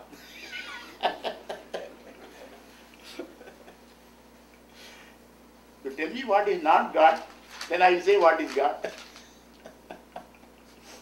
அதுதான் அறிஞர்கள் ஒரே கேள்வியில் அடைக்கிடுவாங்க.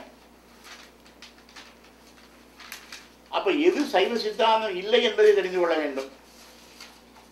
அதுக்கப்புறம் தான் சைவ சித்தாந்தம் எதுங்கிற கேள்வி வரும்.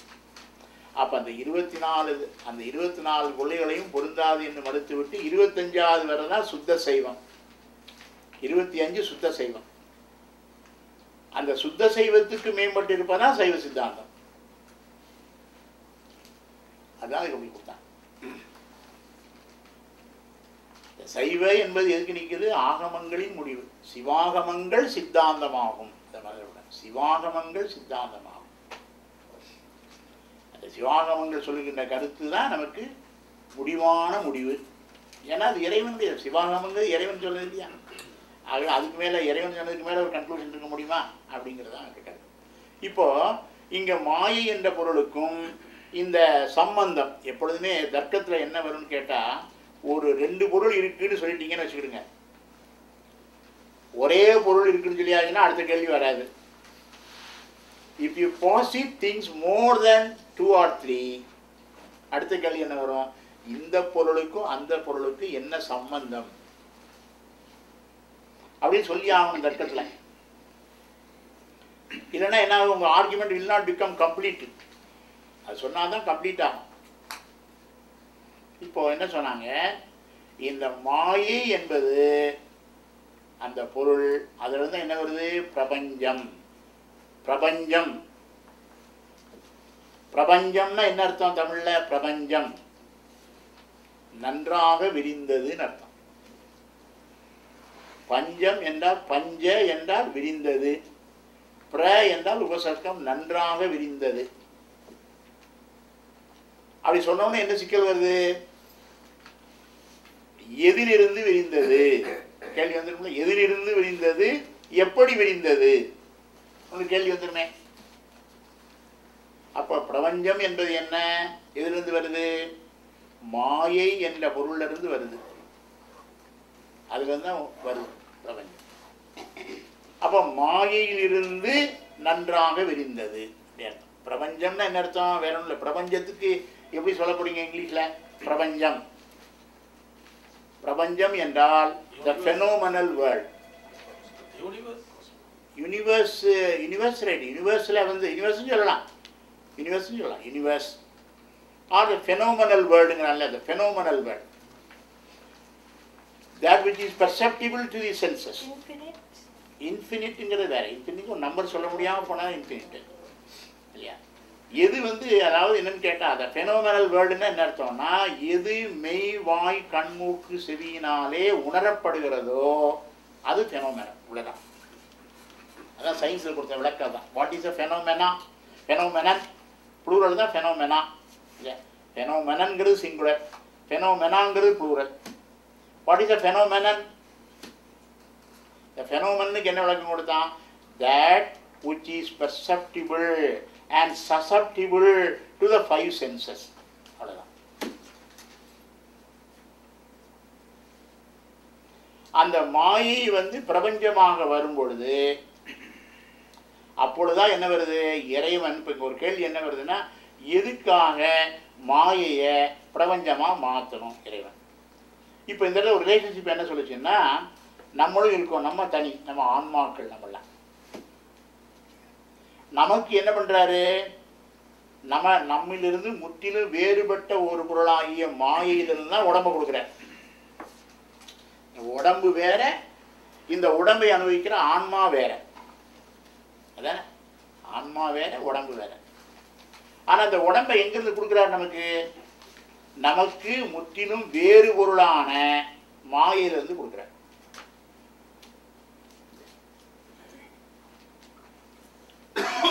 இப்போ ஒரு கேள்வி என்ன வருதுன்னா, அந்த மாயையில இருந்து கொடுக்கும்பொழுது அவருக்கு என்ன ரிலேஷன்ஷிப் வருது அப்படின்னா, மாயைக்கும் இறைவனுக்குள்ள சம்பந்தம் இருக்கு இல்லையா?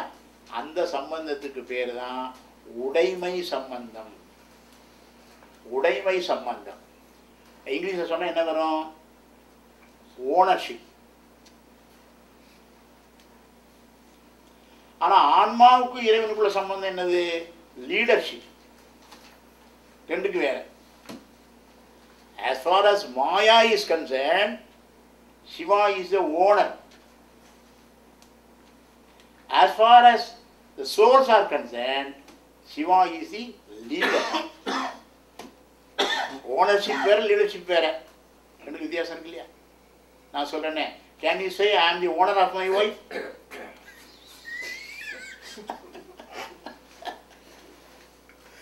Can you say I am the owner of my wife? You can say I am the owner of my house. I am the owner of my property. But wife எப்படி சொல்லணும்? I am the leader of my wife. Yeah. If you are really a leader.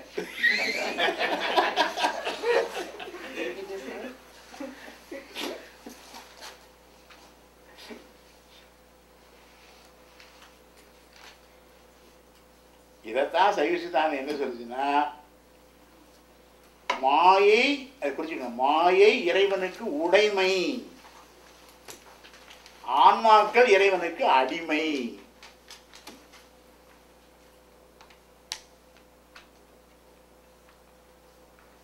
ஆன்மாக்கள், எல்லா ஆன்மாக்களும் இறைவனுக்கு அடிமை.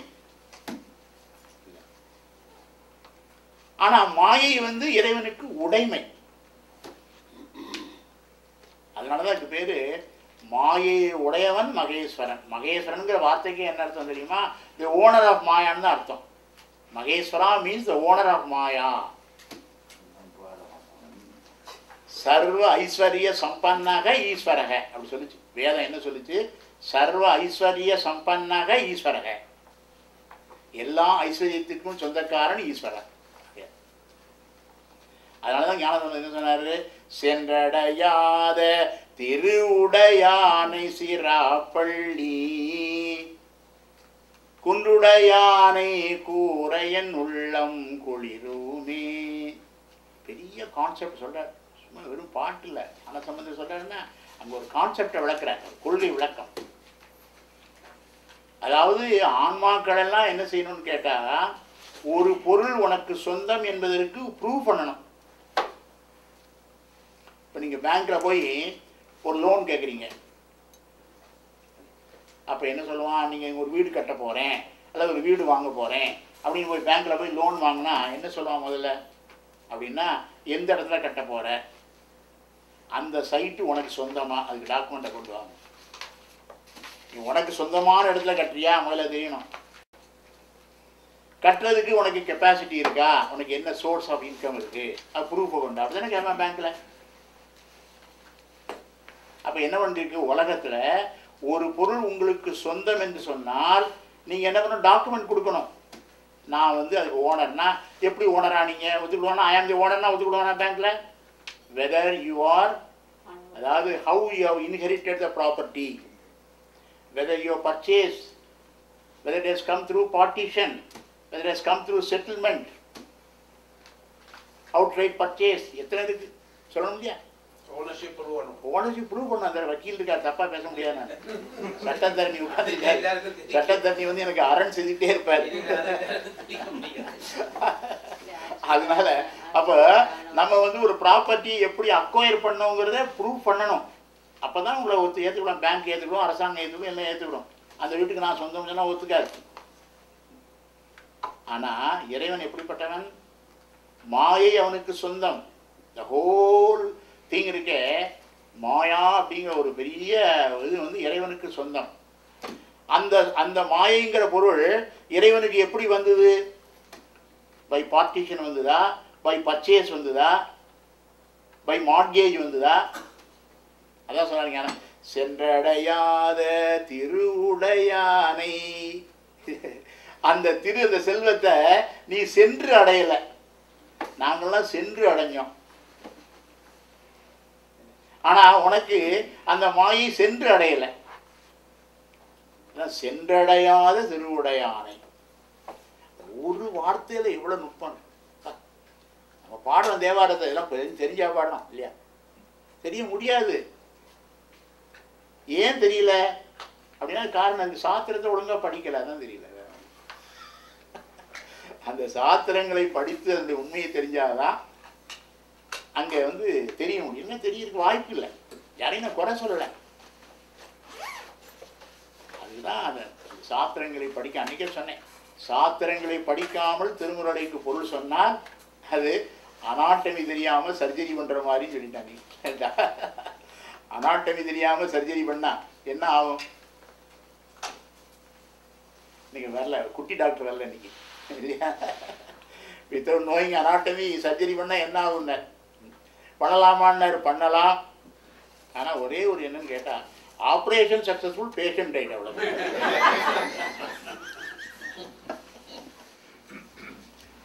உடம்பும் அப்படிதான், உலகமும் அப்படிதான். இவைகளெல்லாம் வந்து நமக்கு வந்து இறைவனால் கொடுக்கப்படுகின்றன. உண்மையான ஓனர் யாரு? நம்முடைய உடம்புக்கு உண்மையான ஓனரும் அவர் தான். நம்முடைய வீடுகள் மற்றக்கு உண்மையான ஓனர் இறைவன் தான். இப்போ ஒரு கேள்வி என்னன்னா, இந்த மாயை வந்து இறைவனுக்கு எப்படி சொந்தமானது என்பதை நாம் வந்து சட்டபூர்வமாக நம்ம செய்ய ப்ரூவ் பண்ண முடியாத ஒரு விஷயம். இந்த உலகம் அனாதியாகவே இறைவனுடைய உடைமையாகவே இருக்குங்கிறதுக்கு தான் நமக்கு அடைகின்ற திருவெல்லாம் சென்று அடைகின்ற திரு. ஏதாவது ஒரு வழியில் போய் அடையணும். நீங்கள் நான் சொன்ன சேலு, மார்கேஜு, செட்டில்மெண்ட்டு, பார்ட்டிஷன் எத்தனையோ இருக்கு இல்லையா? ஆனால் இறைவனுக்கு வந்து அந்த திரு வந்து இந்த மாதிரி நம்மள மாதிரி ஒரு மோட் ஆஃப் கன்வீனியன்ஸ் அது வழியாக வந்ததில்லை.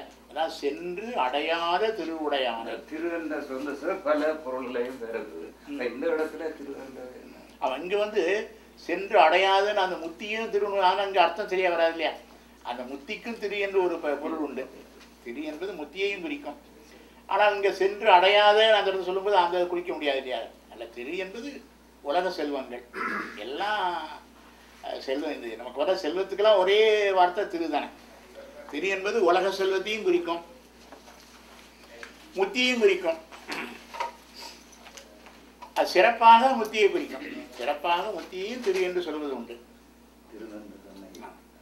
திருநின்ற செம்மையே செம்மையாக கொண்ட அங்கே அதுபோல போகமும் திருவும் புணர்ப்பானை சுந்தரர் அங்கேயும் திரு என்பதற்கு அதுதான் ரெண்டு சொன்னார். போகமும் திருவும் புணர்ப்பானை, உணர்த்தல். அது அவன் கொடுத்து புணர்த்தினால்தான் வரும் அப்படிங்கிறது அந்த சொல்ல கவனமாக போட்டார். போகமும் திருவும் புணர்ப்பானை, அவன் புணர்ந்தால்தான், அது புணர்த்தினால்தான் அது வரும் என்பதற்காக தான் அப்படி சொன்னார். ஆகவே இந்த மாயை இறைவனுக்கு அது நீங்கள் நாம் வைக்கின்ற சட்டபூர்வமாக எப்படி வந்ததுன்னு சொல்ல முடியாது. அது அவன் தான் ஓனர். அதெல்லாம் சென்று அடையாத அந்த திருவை உடையவன். அது அருமையாக நம்முடைய இவர் விளக்குவார். இந்த வாரியார் சில விஷயங்களை நம்ம எளிமையாக விளக்குவார். அப்போ சொல்லுவார், இப்போ நம்ம வீடு கட்டுறோம். வீட்டில் இப்போ நாம் பேங்க்கில் போய் லோன் வாங்கி நமக்கு டைட்டில் டீடெல்லாம் வச்சு நம்ம எவ்வளவோ சிரமப்பட்டு வீடை கட்டுறோம் இல்லையா. ஆனால் அந்த வீட்டில் எது இருக்குது? பாச்சா, பல்லி, எலி இல்லையா. அது எங்கேயாவது பேங்க்கில் லோன் வாங்கிச்சா? ஆனால் அந்த பாச்சா பள்ளியெல்லாம் அவங்க வீட்டில் அனுபவிக்க இல்லையா. அது மாதிரி தான் உலகத்தை அனுபவிச்சுட்டு இருக்கோம். பாச்சான்னா அதாவது காப் வெப் பார்த்தீங்களா, அதுபோன்று அவைகளெல்லாம் எப்படி எத்தனையோ கிருமிகள் உயிரினங்கள் அது நம்ம வீட்டுக்குள்ளே சௌகரியமாக தானே வாழ்ந்துட்டு இருக்கு. அதுவும் இப்போ எலியெல்லாம் பார்த்தீங்கன்னா பேரப்பிள்ளையெல்லாம் எடுத்து வாழ்ந்துட்டு இருக்கோம். அது எதுக்குன்னு கேட்டால் இப்போ அவைகளும் அதை நம்ம வீட்டை அனுபவிக்குது, நம்மளும் அனுபவிக்கிறோம் இல்லையா. அப்போ நம்ம பட்டா போட்டு அனுபவிக்கிறோம் இல்லையா, ஒரு டைட்டில் டீட் வச்சு அனுபவிக்கிறோம். அவைகளுக்கு டைட்டில் டீட் கிடையாது. அப்போது நம்ம வீட்டில் உள்ள உயிரினங்கள் எப்படி நம்ம வீட்டை அனுபவித்து கொண்டு இருக்கிறதோ அதே போல தான் இந்த உலகத்தை நம்ம அனுபவிச்சுட்டு இருக்கிறோம். அது யாருக்கு சொந்தம்? இப்போ நல்லா புரியுது இல்லையா. அதாவது அந்த எளிய உதாரணங்கள் சொல்லும்போது அதனுடைய அந்த என்ன கொள்கையை வலியுறுத்த வரோன்னு தெரியுது இல்லையா. அதுபோல் இந்த உலகமோ இந்த உடம்போ நம்முடைய வீடோ யாருக்கு சொந்தம்? உண்மையான ஓனர் இறைவன் தான். அதனால தான் நான் வேடிக்கையாக சொல்லுவேன், கம்யூனிசம் என்று ஒரு பெரிய தத்துவம் வந்துச்சு உலகத்தில். அது அந்த ரெண்டு பேர் Karl Marx and Friedrich Engels அவங்க தான் அந்த கம்யூனிஸ்ட் மேனிஃபெஸ்டோ எழுதினாங்க. முதல்ல கம்யூனிசம் எழுதினவங்க ரெண்டு பேர், Friedrich Engels and Karl Marx. ரெண்டு பேர் எழுதினா தான் கம்யூனிசம். இந்த கம்யூனிசம் தியரி அவங்க தான் வெளியிட்டாங்க. அப்போது அந்த கம்யூனிசம் என்பது பொது உடைமை, தமிழில் பொது உடைமைன்னு சொல்கிறாங்க. அப்போ அது என்ன சொல்லிச்சு அப்படின்னு கேட்டால், எல்லாமே அரசாங்கத்துக்கு சொந்தம், எல்லாம் ஸ்டேட் ஓன்டு தான், நோ இண்டிவிஜுவல் ஓனர்ஷிப் இருக்கக்கூடாது. அது எல்லாம் ஆக்கப்பட்ட பொருள் அனைத்தும் அரசாங்கத்துக்கு சொந்தம் அப்படிங்கிறது அந்த கம்யூனிஸ்ட் மேனிஃபெஸ்டோவில். உன் வீடு உனக்கு சொந்தம் இல்லை, உன் சொத்து உனக்கு சொந்தம் இல்லை, எல்லாம் சொல்லிட்டே வந்தான். ஆனால் சைவ சித்தாந்தம் சொல்கின்ற கம்யூனிசம் இருக்கு, அதை விட பெரிய நியோ கம்யூனிசம், அது அல்ட்ரா கம்யூனிசம்னு சொல்லணும். என்ன சொல்லுது? அந்த கார்ல் மார்க்ஸும் இங்கிலீஷும் சொல்லாத ஒன்று சைவ சித்தாந்தம் சொல்லுது. என்னது? உன் உடம்பே உனக்கு சொந்தம் இல்லை சொன்னாங்களா? உன் உடம்பே உனக்கு சொந்தம் இல்லைன்னு கம்யூனிஸ்ட்காரனே சொல்லல இல்லையா. சொத்து சொந்தம் இல்லை, ஊர் சொந்தம் இல்லை, வீடு சொந்தம் இல்லை, நிலம் சொந்தம் இல்லைன்னு தான் அவளால் சொல்ல முடியுது. ஆனால் நம்ம சொல்ற கம்யூனிசம் அதை விட பெரிய communism. Really, you are not the owner of your own body. அப்போ இது பெரிய கம்யூனிசம் இல்லையா? சைவ சித்தாந்தத்துக்கு கம்யூனிசம் இந்த ஆக்கில் சிந்தித்து பாரு, எவ்வளவு பெரிய கம்யூனிசம். அதுபோல பெண்களுக்கு சம உரிமைங்கிறாங்க. பெண்களுக்கு என்ன கொடுக்கலாம்? நம்மள மாதிரி சம்பளம் கொடுக்கலாம். சம்பளம் ஆண்களுக்கு இணையான சம்பளம் பெண்களுக்கு, ஆண்களுக்கு இணையான ப்ரிவிலேஜஸ்ஸு எல்லாம் நீங்கள் போராடி வாங்கியிருக்கிறாங்க. ஆனால் சிவபெருமான் என்ன கொடுத்துருக்கிறாரு? யாராவது பெண் உரிமையில் சொத்தை கொடுக்கலாம், சம்பளத்தை கொடுக்கலாம், நமக்குள்ள உரிமையை நான் ஒரு நாள் சமையல் பண்ணால் நீ ஒரு நாள் சமையல் பண்ணு அப்படி சொல்லலாம்.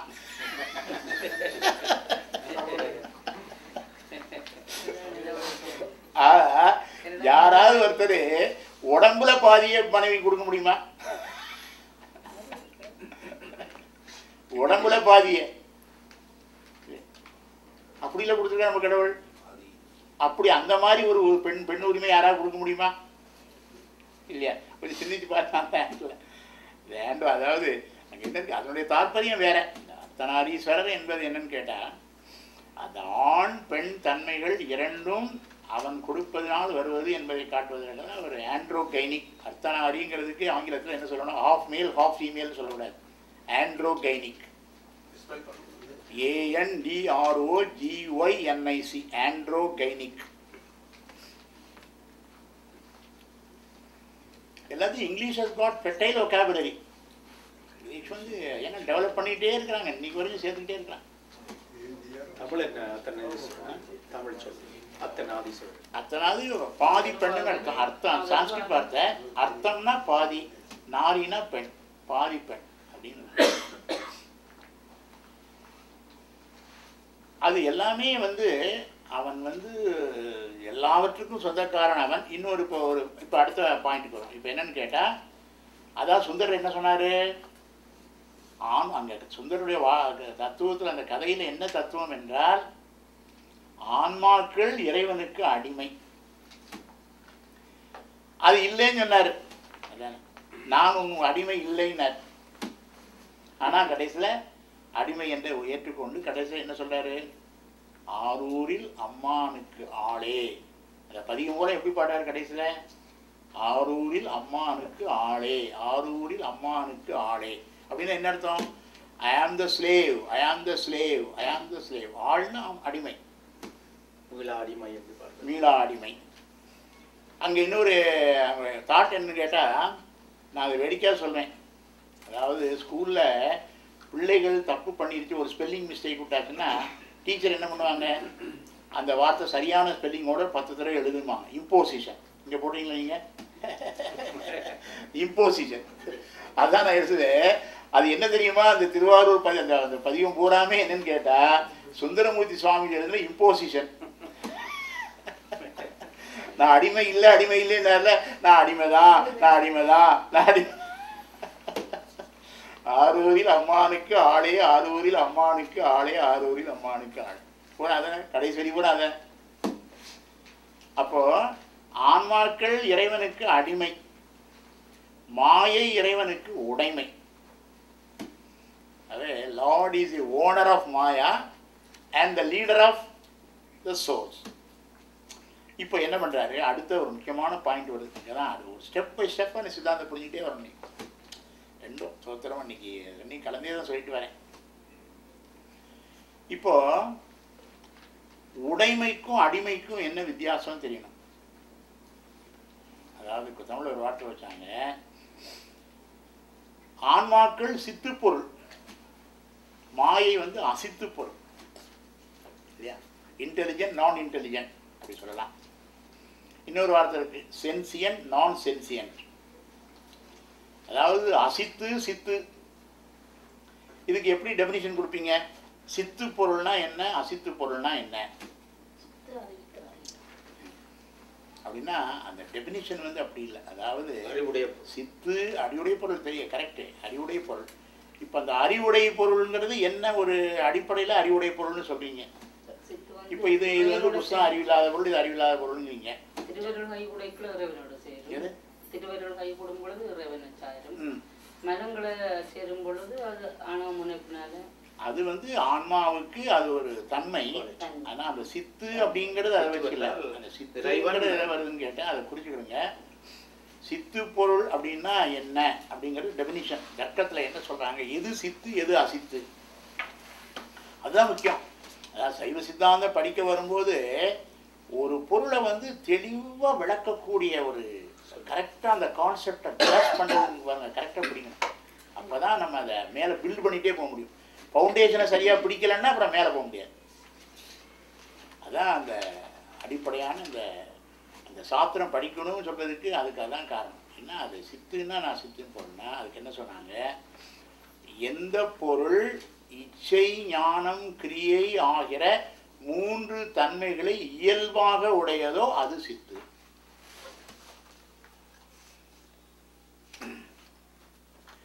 அப்புறம் நான் அதை விளக்குறேன். அதாவது இப்போ நம்ம இடத்துல வந்து 3 விதமான, அதாவது நம்ம என்ன நினைக்கிறோம், நம்ம நினைக்கிறது அறிவு என்றால் நாம் ஒரு தவறான அர்த்தத்தை பண்ணிகிட்டே வரோம். சைவ சித்தாந்தத்தில் ஆன்மா அறிவுடை பொருள்னு வரும். ஆன்மா அறிவுடையது அப்படின்னா நம்ம எப்படி அர்த்தம் பண்ணிக்கிறோம்னா, இந்த நம்ம சொல்கிறோமே அறிவுன்னு அந்த பிராணிகள் மிருகங்களோட நம்ம அறிவாக இருக்கோம் அப்படின்னு நினைக்கிறோம், அந்த அர்த்தத்திலே நம்ம எடுத்துகிட்டு போகிறோம். அப்படி இல்லை. அதுதான் அங்கே உள்ள விஷயம். ஏன்னா அவங்க என்ன சொல்கிறாங்க, மனிதன் அறிவுடை பொருள்னு சொல்லலை. அதை கவனிச்சு பண்ணீங்க, மனிதன் அறிவுடை பொருள்னு சொல்லலை, ஆன்மா அறிவுடை பொருள்னு தான் சொன்னாங்க. The soul, not the man. ஒவ்வொரு ஹரிக்கா சொல்லுவாங்க, ஒவ்வொரு மனிதனுடைய வெற்றிக்கு பின்னால ஒரு பெண் இருக்கா அப்படிமா. நான் சொல்றேன், மனைவி இருக்கான்னு சொல்றேன் இல்லையா, வெற்றிக்கு பின்னால பெண் இருக்கான்னு சொல்லி தாவரங்களும் அறிவுடைய அங்கே என்ன, அதாவது அங்க அறிவு என்பது என்னன்னு கேட்டா நாலேஜுங்கிற அந்த அர்த்தம் இல்லை. அதான் நீங்க தெரிஞ்சுக்க வேண்டியது. நம்ம அறிவுனா நாலேஜ் அர்த்தம் பண்ணிக்கிறீங்க. சைவ சார்ந்த அப்படி அர்த்தம் இல்லை. எறும்பு அறிவுடை பொருள், கிருமிகள் அறிவுடை பொருள், அதுவும் அறிவுடை பொருள் தான். அங்க அறிவு என்பது எதை வச்சாங்கன்னு கேட்டா அந்த 3 சக்திகள், அதாவது அது வந்து ஒன்றை நினைக்கக்கூடிய ஒன்று. அதுக்குதான் என்ன பேரு, இச்சா சக்தி, ஞான சக்தி, கிரியாசக்தி என்ற 3 தன்மைகளை இயல்பாக உடையது. இன்ஹீரண்ட் பொட்டன்ஷியாலிட்டி ஆங்கிலத்தில் சொல்றாரு, that which is having the inherent potentiality of cognition, conation, volition. ஆங்கிலத்தில் விளக்குறாரு, எப்படி விளக்கணும், that which is having the inherent qualities of cognition, conation and volition. Volition, V-O-L-I-T-A-N, volition. அது என்னன்னு கேட்டீங்கன்னா, இச்சைன்னா ஆசைன்னு அர்த்தம் பண்ணிடக்கூடாது. ஆசை இல்லை, இச்சைன்னா ஆசைன்னு அர்த்தம் இல்லைங்க. நம்ம உலகத்தை இச்சைன்னா ஆசைன்னு அர்த்தம் பண்ணிட்டு இருக்கோம். ஆனால் சைவ சித்தாந்த இச்சைன்னா ஆசைன்னு அர்த்தம் இல்லை. Anything you propose. இப்போ 7 மணிக்கு இந்த கிளாஸ் வந்து நான் போய் கேட்கணும்னு நினைக்கிறேன்னா அது ஆசை இல்லை. அது என்னது, அதாவது you want to do something. அது விருப்பம்னு கூட இல்லை, you want to do something. What you propose, அது அர்ஜிங்கிறது அதுக்கு பின்னாடி வந்துடுறது தான் அர்ஜி. அப்போ அதை வேணா குறித்து, ஏன்னா பல சொற்களை வந்து நாம வந்து அந்த தவறாவே புரிஞ்சுக்கிட்டே போயிட்டு இருக்கோம். அதுக்கு தான் நான் இடையில ஆங்கிலம் எதுக்கு சொல்றேன்னு கேட்டீங்கன்னா, அந்த ஆங்கிலம் சொல்லும்போது கொஞ்சம் அந்த மிஸ்கன்செப்ஷன் ரிமூவ் ஆகும். நம்ம வச்சது தவறான கருத்து. இப்போ உதாரணம் நான் சொல்றேன் பாருங்களேன், ஆன்மா அறிவுடை பொருள் அப்படின்னு சைவ சித்தாந்தம் சொல்லுது. இப்போ how you are going to translate it? ஆன்மா அறிவுடை பொருள் எப்படி சொல்லுங்க இங்கிலீஷ்ல? the soul is knowledgeable னு சொன்னா தப்பு. அதான் இல்ல, விஸ்டம்ங்கிறது அறிவு கூர்மை. அது விஸ்டம்ங்கிறது நாலேஜை விட விஸ்டம்ங்கிறது இன்னும் கொஞ்சம் இந்த அறிவு கூர்மைன்னு சொல்றது தான் விஸ்டம் சொல்றோம். It has intelligent. அது வந்து ஒரு கேரக்டர், அவ்வளவுதான். இன்டெலிஜென்ட் சொல்லலாம் இல்லை. அங்கே என்ன சொல்லணும், ஆன்மா அறிவுடை பொருளுங்கிறத இங்கிலீஷ் சொல்கிறாங்க. எப்படி சொல்லணும், the soul has got inherent perceptibility. The soul has got perceptibility. அதான் சரியான English.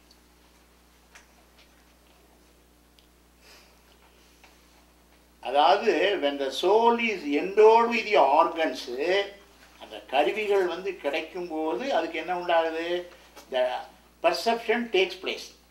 It has got the perceptibility but no perception. which one? The soul has got the perceptibility but no perception takes place. Why?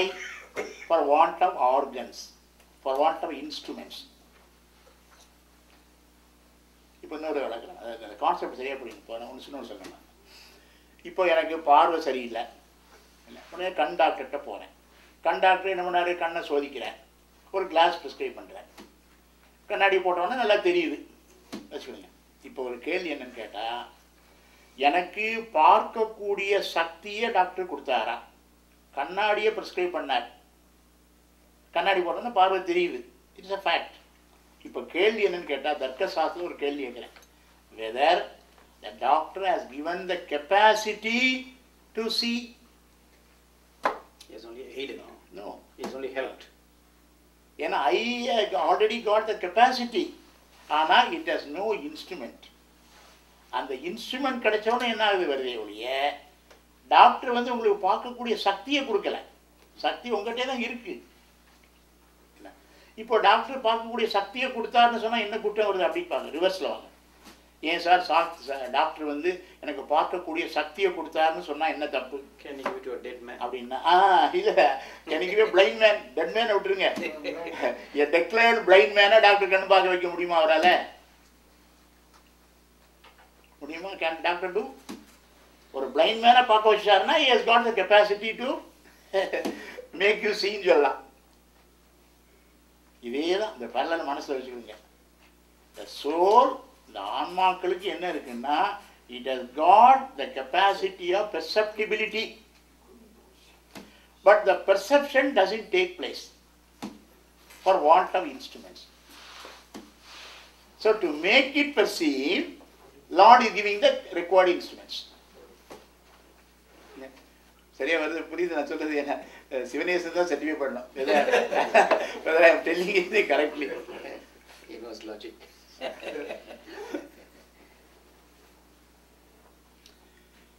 இதை தான் சைவ சித்தாந்தத்தில் படைப்புன்னு சொல்கிறேன், வேற ஒன்றும் இல்லை. என்ன வருது? அந்த இயற்கை. அப்போ தமிழில் எப்படி சொல்கிறது அப்படின்னு கேட்டிங்கன்னா, ஆன்மாவுக்கு இச்சாஞான கிரியைகள் இயல்பாக உண்டு.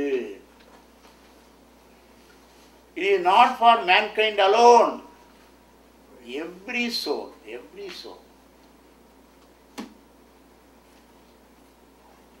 அதை எப்படி கொடுக்குறாருன்னா, இப்போ அடுத்த கேள்வி என்ன வரும்? Okay, he is giving the instruments. From where? அப்படின்னு ஒரு கேள்வி வருது. அடுத்த கேள்வி வந்து இல்லை, கண்ணாடி பிரிஸ்கிரைப் பண்ணாரு, கண்ணாடி ஆப்டிஷன்ட்டு தானே போகணும். அதுபோல அந்த மாயை என்ற ஒரு பொருள் வந்து அனாதியாகவே இருந்து கொண்டிருக்கிறது. அந்த மாயையை என்ன பண்ணுறாருன்னா காரியப்படுத்துகிறார்.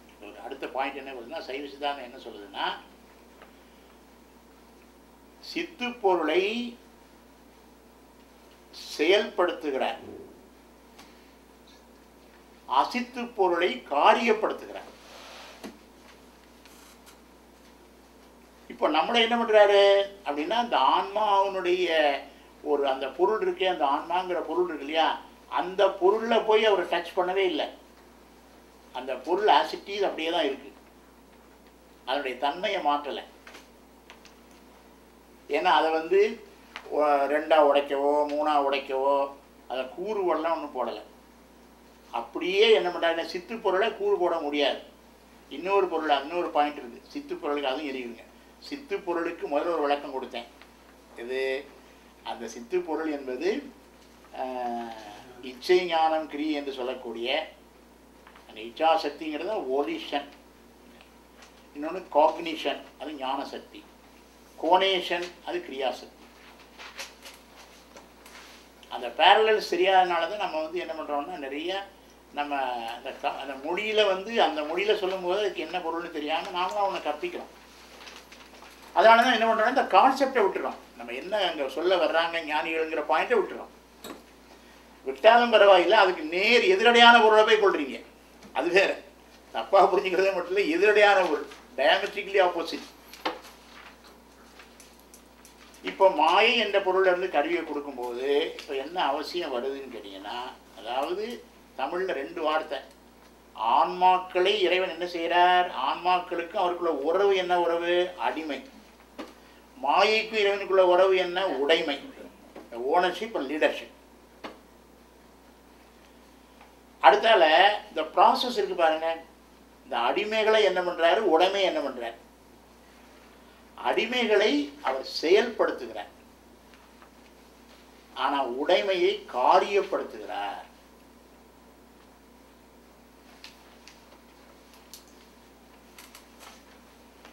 செயல்படுத்துறதுன்னு என்ன அர்த்தம்? அதனுடைய தன்மையை அப்படியே இன்டாக்ட் வச்சுக்கிட்டு தான் பண்றார். அதை ஒன்று அடுத்தால ஒன்றும் செய்ய முடியாது. ஏன்னா ஒரு உயிரை 2 உயிரை ஆக்க முடியாது. சித்து பொருளுக்கு, அதாவது சித்து பொருளுக்கும் அசித்து பொருளுக்கும் என்ன வேறுபாடு அப்படின்னா இன்னொரு வேறுபாடு அதையும் குறிச்சுங்க. சித்து பொருள் வந்து என்னென்ன தன்மைகளுக்கு உடன்படாது, அந்த பொருளை அந்த மாதிரி பண்ண முடியாது, அதை குறிச்சுங்க. அதாவது what are all the attributes that the soul is not having என்றால் பரிணாமம்.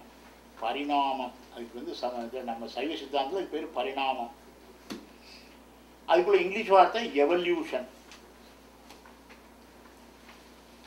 ரெண்டாவது விருத்தி.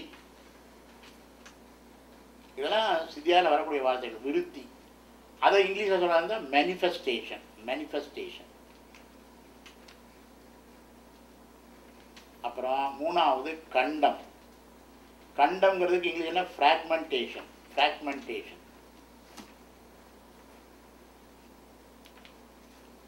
நாலாவது உருமாற்றம். உருமாற்றம் அது என்னது? மெட்டாமார்போசிஸ். மெட்டாமார்போசிஸ் பயாலஜி படித்தவங்களுக்கு தெரியும்.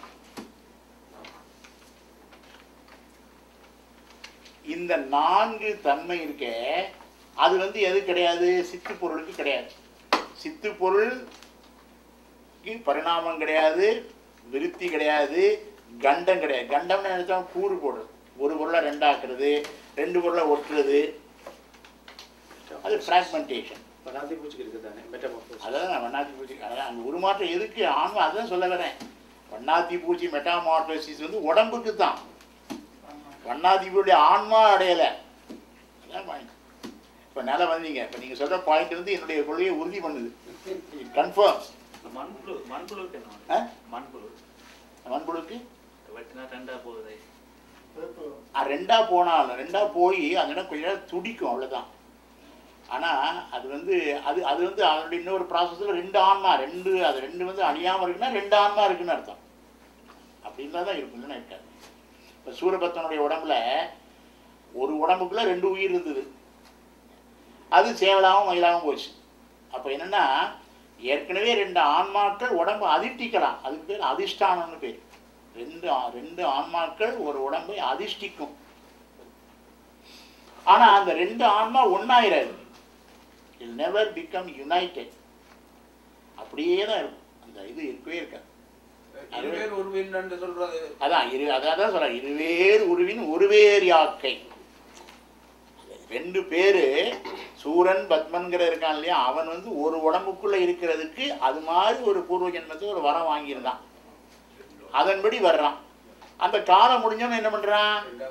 2ஆ சூரன் வேற பத்மன் வேற. பிளான்ட்ஸில் வெஜிடேட்டிவ் ப்ரொபகேஷன் இருக்கு. ஒரு மரத்தை அது குப்பை ஒண்டா ஒட்டி நட்டா அது தனியாக வருது. அதான் என்னன்னு கேட்டால் எல்லாமே வந்து அந்த சயின்ஸாக சொல்லக்கூடிய அந்த அதுக்கு உட்பட்டுச்சுனால என்ன அர்த்தம்? ஏன்னா அந்த அந்த அந்த அந்த அந்த கொம்போட சோலை நீங்கள் ஒன்றும் பண்ணலை, அதோட பாடி தானே மாறுது. அப்போ மறுபடியும் உயிர்ப்புக்குன்னா இன்னொரு இருக்குன்னு அர்த்தம். இன்னொரு அந்த சோல் அது இருக்குன்னு அர்த்தம்.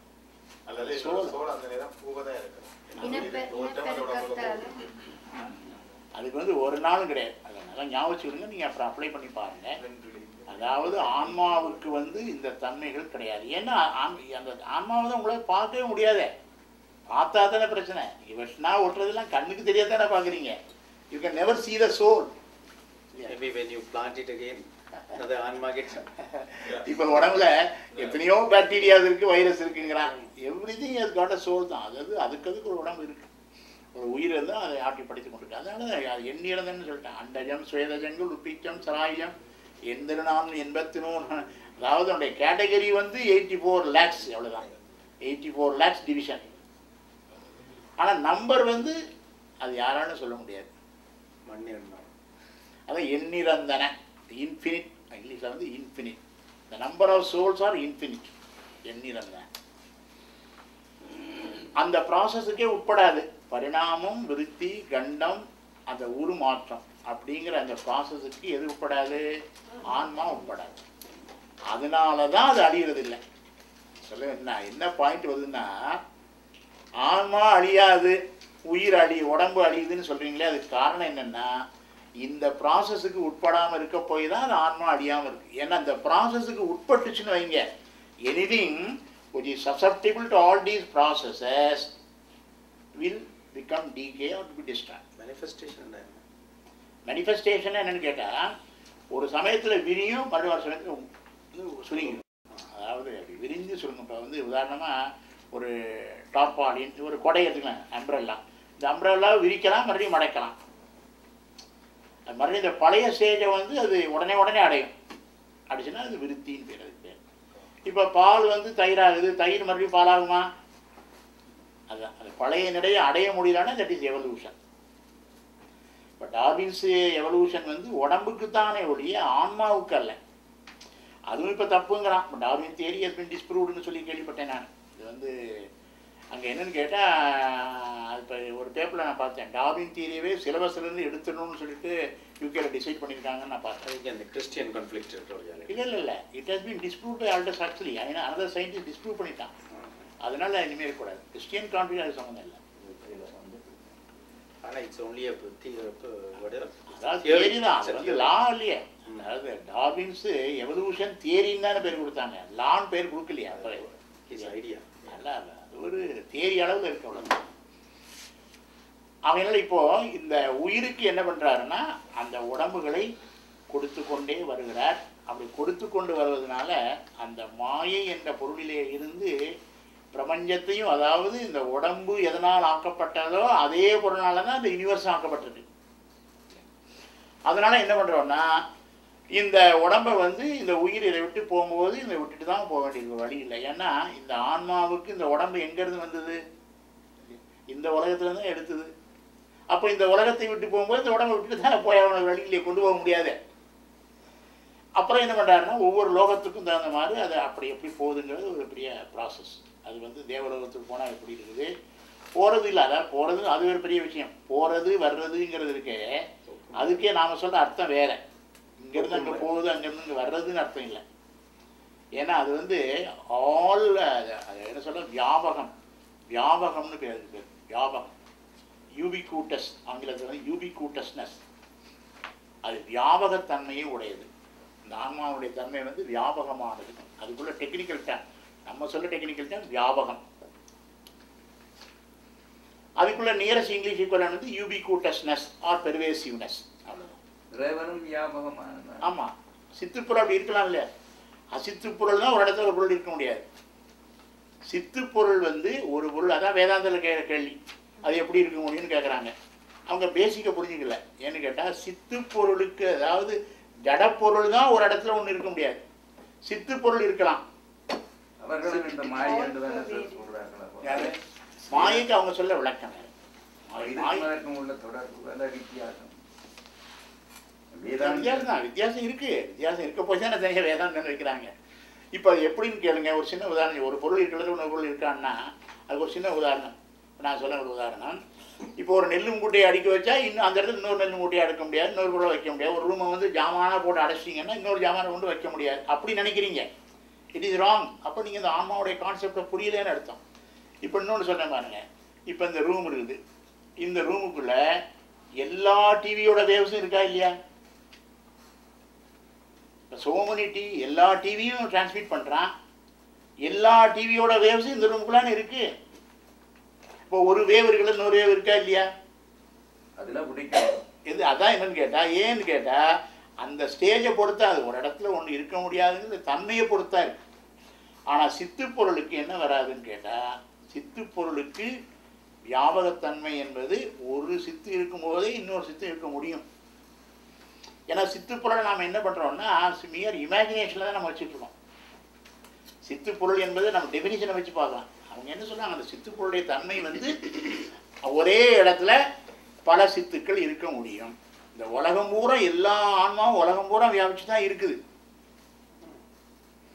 நம்முடைய ஆன்மா நம்ம உடம்புக்குள்ள மட்டும் கட்டுப்பட்டு இருக்கலை. அதனால தான் என்ன சொல்கிறாங்க இதை அதனால யோகிகளுக்கு அப்படி வருது. இப்போ யோகம்ங்கிறது என்ன சொல்கிறாங்க, யோகம்னா இது யோகா கிளாஸ் தானே யோகம்னு ஆகிப்போயிடுது. யோகம்ங்கிறதுக்கு என்ன டெஃபினிஷன் கொடுத்துருக்காங்கன்னு பார்க்கணும். யோகம் என்பது ஒரு இடத்துல இருந்து நம்ம ஆன்மா வியாபகமாக இருக்கக்கூடிய ஆன்மாவை அப்படியே அறிவது தான் சிவயோகம். யோகம் என்பது உடலை பற்றிய யோகம், அது வேற. அந்த யோகம் வேற. அதாவது குண்டலினி சக்தியை நாம் செயல்படுத்தாமே அடைகிற யோகம் தான் இப்போ நம்ம பண்ணுற யோகமெல்லாம், ஆசனம் யோகமெல்லாம் அவ்வளோதான். குண்டலினி சக்தியை அப்படியே தான் இருக்குது, அதை ஒன்றும் நம்ம ஒன்றும் பண்ணலை. அந்த குண்டலினி சக்தியை செயல்பட வைக்கும்போது தான் என்ன ஆரம்பிக்குது, த ரியல் யோகா ஸ்டார்ட்ஸ். அந்த குண்டலினி சக்தியை 6 ஆதாரங்களில் கொண்டு வைக்கிற வரைக்கும் ஆதார யோகம், அவ்வளோதான். அதுக்கு மேலே நிராதார யோகம், அதுக்கு மேலே மீதான யோகம்னு யோகத்தை அப்படி பிரிக்குது. அதாவது குண்டலினி சக்தியை நீங்கள் செயல்படாமல் இருக்கிற வரைக்கும் உள்ள யோகம் தான் அது சாதாரண உடற்பயிற்சி தான், அவ்வளோதான், வேற ஒன்றும் கிடையாது. ஆனால் அந்த குண்டலினி சக்தி என்னைக்கு செயல்பட ஆரம்பிச்சதோ அதான் புரியட்டகாயம் புலப்பட எனக்கு. அப்போ தான் அந்த குண்டலினி சக்தி ரைஸ் ஆனால் தான் யூ கேன் ஐடென்டிஃபை தி புரியட்டகாயம். இப்போ உங்களுக்கு புரியட்டகாயம் எங்கே இருக்குன்னு யாருக்கு தெரியும்? புரியட்டகாயம் ஒன்று இருக்குன்னு ஒரு தெரியுது, அவ்வளோதான். ஆனால் அங்கே என்ன சொல்றார் விநாயகரில், புரியட்டகாயம் புலப்பட எனக்கு தெரியட்டு நிலையும் தரிசனப்படும். அந்த புரியட்டகாயம் வேற, இந்த காயம் வேறங்கிறது எப்போ தெரியும்னா அந்த குண்டலினி சக்தி ரைஸ் ஆகும்போது தான் தெரியும். அந்த குண்டலினி சக்தி 6 ஆதாரங்களை வியாபிக்கிற வரைக்கும் ஒரு யோகம் இருக்குது, அது ஆதார யோகம். அதுக்கு மேலே அந்த உடம்புக்கு மேலே மறுபடியும் ஒரு அந்த குண்டலினி சக்தி வியாபகத்தை அறிகிறது நிராதார யோகம். ஆனால் சிவயோகம் என்பது அதையும் தாண்டி இருக்குது, அதுக்கு பேர் மீதான யோகம். அப்படி சொல்லுது, ஆதாரத்தாலே நீ ராதாரத்தே சென்று மீதானத்தே செல்க உந்தீவர விமலருக்கு இடமதென்று உந்தீவர. சிவபெருமான் இருக்கிற இடம் எதுனாரு, இந்த ஆதாரம் இது இல்லை, ஆதாரமும் இல்லை, நிராதாரமும் இல்லை, மீதானத்து தான் சிவபெருமான் இருக்கார். அது எப்படி சொல்லாரு, ஆதாரத்தாலே நீ ராதாரத்தே சென்று மீதானத்தே செல்க உந்தீவர விமலருக்கு இடமதென்று உந்தீவர. திருவந்தியார். அதனால அந்த அந்த யோகம்ங்கிற என்னன்னு கேட்டா, அந்த வியாபகமாக இருக்கக்கூடிய அந்த ஆன்மா இந்த உடம்புக்கு வெளியிலையும் இருக்குங்கிறத அனுபவத்துல உணரும் போதுதான் த ரியல் சிவயோகா ஸ்டார்ட்ஸ். அதை சித்தியாரில் சொல்லுவார். அதாவது இந்த டெஃபினிஷன்ஸை பார்க்கணுங்கிறது. ஏன்னா சித்தியாரில் மிக அருமையாக அந்த விளக்கங்கள் கொடுப்பார். சிவயோகம்னா எங்கே ஆரம்பிக்கும்பார். அவர் சொல்லுவார், பொருந்திய தேச கால இயல்பகல் பொருள்களெல்லாம் இருந்துணர்கின்ற ஞானம் யோகனர் காண்டலாமே. சிவஞான சித்தியார் ஒரு இடத்துல அமர்ந்து கொண்டு நம்ம ஆன்மாவானது சகல லோகங்களிலும் வியாபித்திருக்கிறது என்பதை அனுபவத்தில் உணரும் போதுதான் யோகம் ஆரம்பிக்குது. அப்பதான் தெரியும் நம்ம உயிர் உடம்புக்குள்ள மட்டும் இல்லை, வெளியிலே வியாபித்திருக்கு அப்படிங்கிறது அப்பதான் உணர முடியுமா. அந்த வியாபக தன்மைன்னு இப்போ சொல்லிட்டு இப்போ தியரட்டிக்கலாக படிக்கிறோம். ஆனால் அப்போதான் என்ன தெரியுது, ஆன்மா வியாபகம்னு தெரியுது. அப்போ ஒரு இடத்துல அமர்ந்து கொண்டு எல்லா லோகங்களும் நடக்க கொடுப்பாங்க. இப்போ ஞானிகள்லாம் புத்தகத்தை பார்த்து ஒன்றும் படிக்கலை. நம்ம ஞானிகள் எல்லாம் ஏதோ அந்த சிவயோகத்தை பற்றி அவர் சொன்னது இவர் படித்து, இவர் சொன்னது அவர் படித்து, அவர் சொன்னது இவர் படிச்சுன்னு அப்படி வரல ஞானிகள் எல்லாம். இதை நம்ம பேப்பரில் படிக்கிறோம், டிவியில் படிக்கிறோம், நியூஸ் படிக்கிறோம், அப்படி வரல. ஒவ்வொருத்தரும் அனுபவத்தில் உணர்றாங்க. திரிபுர சம்மாரம்னா திரிபுர சம்மாரம் நடந்ததாக இவர் அனுபவத்தில் பார்க்கிறார். அந்த யோக காட்சியில் என்ன வருமா, சகல லோகங்கள்லையும் நம்ம ஆன்மா வியாபித்திருக்குங்கிறதையும் தெரியும், எத்தனையோ கோடிக்கணக்கான வருஷங்களுக்கு முன்னாடி என்ன நடந்ததுங்கிறது தெரியுமா, காலத்தையும் கடந்து தெரியும். டைம் அண்ட் ஸ்பேஸ் சொல்லலாம் இல்லையா, அதை கடந்து. அதான் சொன்னார் சித்தியாரில், பொருந்திய தேச கால இயல்பகல் பொருள்களெல்லாம் இருந்துணர்கின்ற ஞானம் யோகனர் காண்டலாமே. வாயிற்காட்சி, மானத காட்சி, தன்வேதனை காட்சி, யோக காட்சி என்று 4 வகையான ஆன்மாவுக்கு 4 வகையான காட்சி கிடைக்கும். இது அளவு முதல்ல வருது, அளவையியல், அளவை இலக்கணத்தில் வரும். நம்ம ஒவ்வொரு இடத்துல போகும்போதும் அவங்க என்ன டெபினிஷன் கொடுக்குறாங்களோ அதை மனசில் வச்சுக்கிட்டு தான் நம்ம அர்த்தம் பண்ணணும். அந்த மாதிரி நிலையை வரும்போது அது தெரியும். அதுக்கு தான் அந்த நிலை, அந்த யோக நிலை, அதுக்கு மேற்படி தான் ஞானம். ஞானம்ங்கிறது அதுக்கு மேலே தான். அன்றைக்கி அம்மா நீங்கள் தானே ஒரு கேள்வி கேட்டீங்கன்னு நினைக்கிறேன். அதாவது சமாதினா என்னன்னு கேட்டீங்களோ, நீங்கள் தானே கேட்டீங்க. அதை அன்றைக்கி நான் கேட்ட கேள்விக்கு பதில் சொல்கிறேன். யோகத்தின் முடிந்த நிலை தான் சமாதி.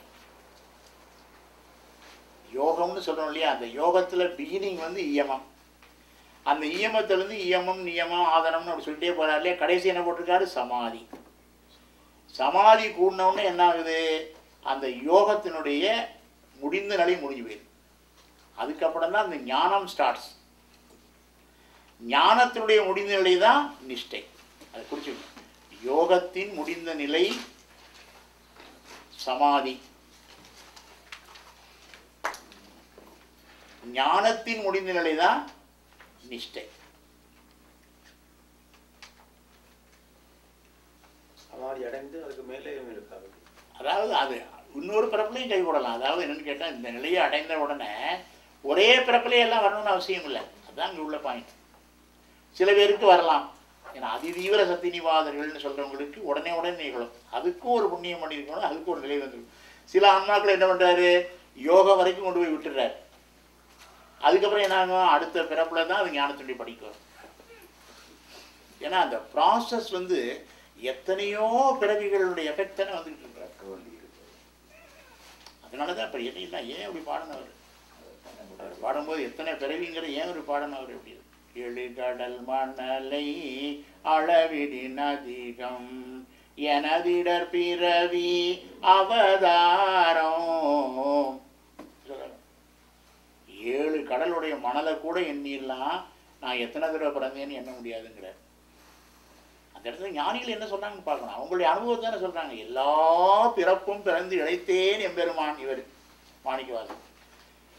ஓதுறோன்னு நம்ம நம்புறதுக்கு யோசிக்கிறோம். அந்த விஷயத்த திருமுறையை ஓதிடுறோம், ஆனால் நம்ப மாட்டேங்கிறோம். அதுதான் போட்டு உள்ளது. நமக்கு தெரியாத விஷயத்தை சொல்ல போய் தானே ஞானின்னு வச்சுருக்கோம் இல்லையா. நமக்கு தெரிஞ்ச விஷயத்தை சொன்னால் இஸ் ஒன்லி ரிப்போர்ட்டர். அந்த இழைப்பு எல்லாருக்கும் இருக்கா. அந்த இழைப்புங்கிற என்னென்னா, அந்த இணைப்புன்னு அங்கே என்ன எடுத்துன்னா, ஆன்மாவுக்கு வருகின்ற இழைப்பு.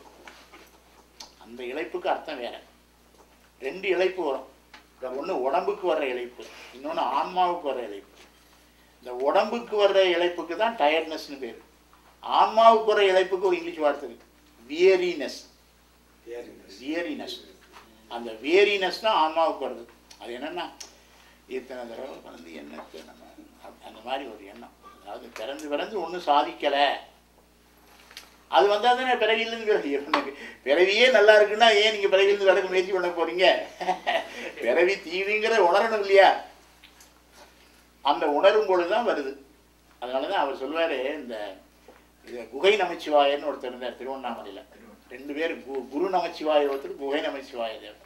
அந்த குகை நமச்சிவாயர் சொல்வார் ஒரு விஷயத்த, இதுவரைக்கும் நான் எத்தனையோ பிறவியில் ஒவ்வொரு அம்மாட்டையும் பால் சாப்பிட்டதெல்லாம் கூட்டினா அது பார்க்கடலை விட பெருசும் பார்.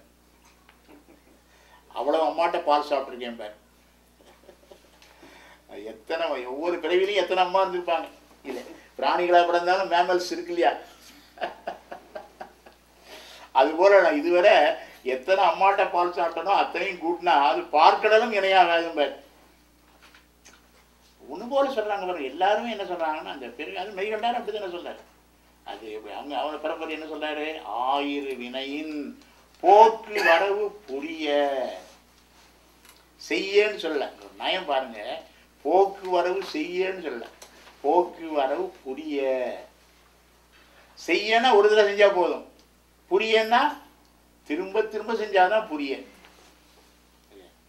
அதில் போக்கு வரவு புரிய என்றால் நான் வந்து திரும்ப திரும்ப அந்த உயிர்கள் பிறந்து கொண்டே இருக்கின்றன. அந்த வார்த்தையை போடுறார், போக்கு வரவு புரிய. திருவள்ளுவர் அதே வார்த்தையை சொன்ன, பொருள் சேர் புகழ் புரிந்தார் மாட்டு.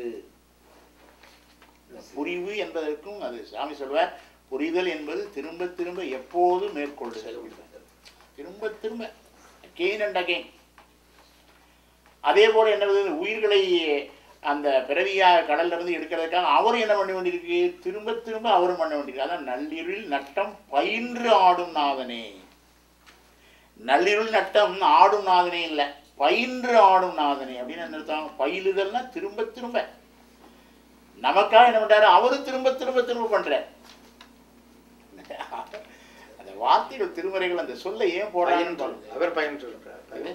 அந்த நடனம், அந்த நடனம் என்பது ஆன்மாவில் ஆடுகின்ற நடனம் வந்து அதுவும் என்னப்படுது, கோசான் ரிப்பீட்டட்லி. ஏன்னா எதுக்காக பாடுறது சோல் சேக், அவ்வளோதான். அதான் நள்ளிருளில் நட்டம் பயின்று ஆடும் நாதனை, வெறுமன ஆடும்னு சொல்லலை. இந்த பயிலுதல் என்றால் திரும்ப திரும்ப செய்கிறது. அந்த பயில் என்ற வார்த்தையில தான் பயிற்சின்னு வருது. பயிற்சினா என்ன அர்த்தம்? திரும்ப திரும்ப செய்யறதான் பயிற்சி. பயில் பிளஸ் சி தானே பயிற்சி. சி விகுதி பெற்ற தொழிற்பெயர், அப்படிதானே சொல்லணும் தமிழ் இலக்கணத்தில். அவாய் சுவாமிகள் சொல்றாங்க ஜங் சோலன் மெச்சுவர் சோல், சில பேரே ஜங் சோல் அப்படி சொல்றாங்க. அதை பற்றி என்ன? அதாவது இப்போ சரியை முடிச்சுட்டு கிரியைக்கு வந்தால் அது மெச்சூர்டு சொல் தானே, அதை தான் மீன் பண்ணுறாரு.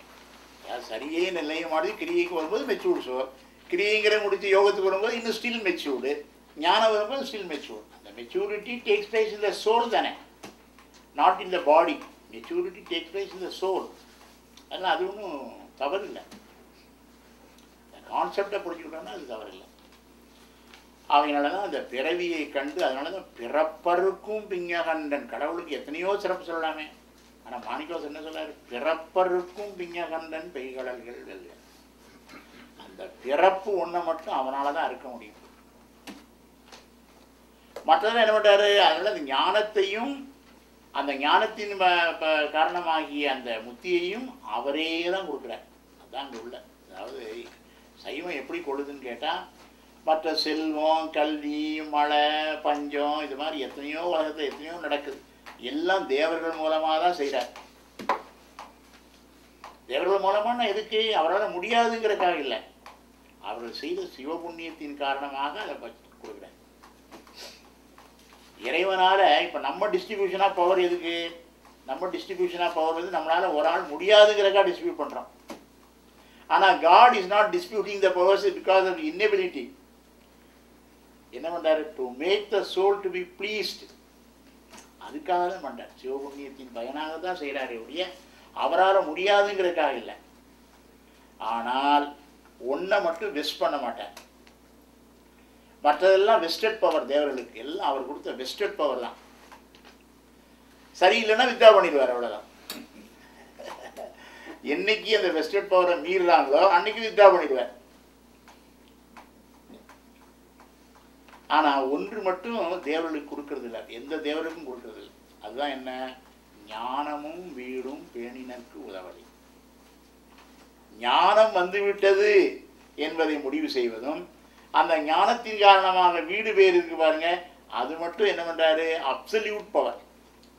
It is not vested power. அது ஹி கீப்ஸ் வித் ஹிம்செல்ஃப்.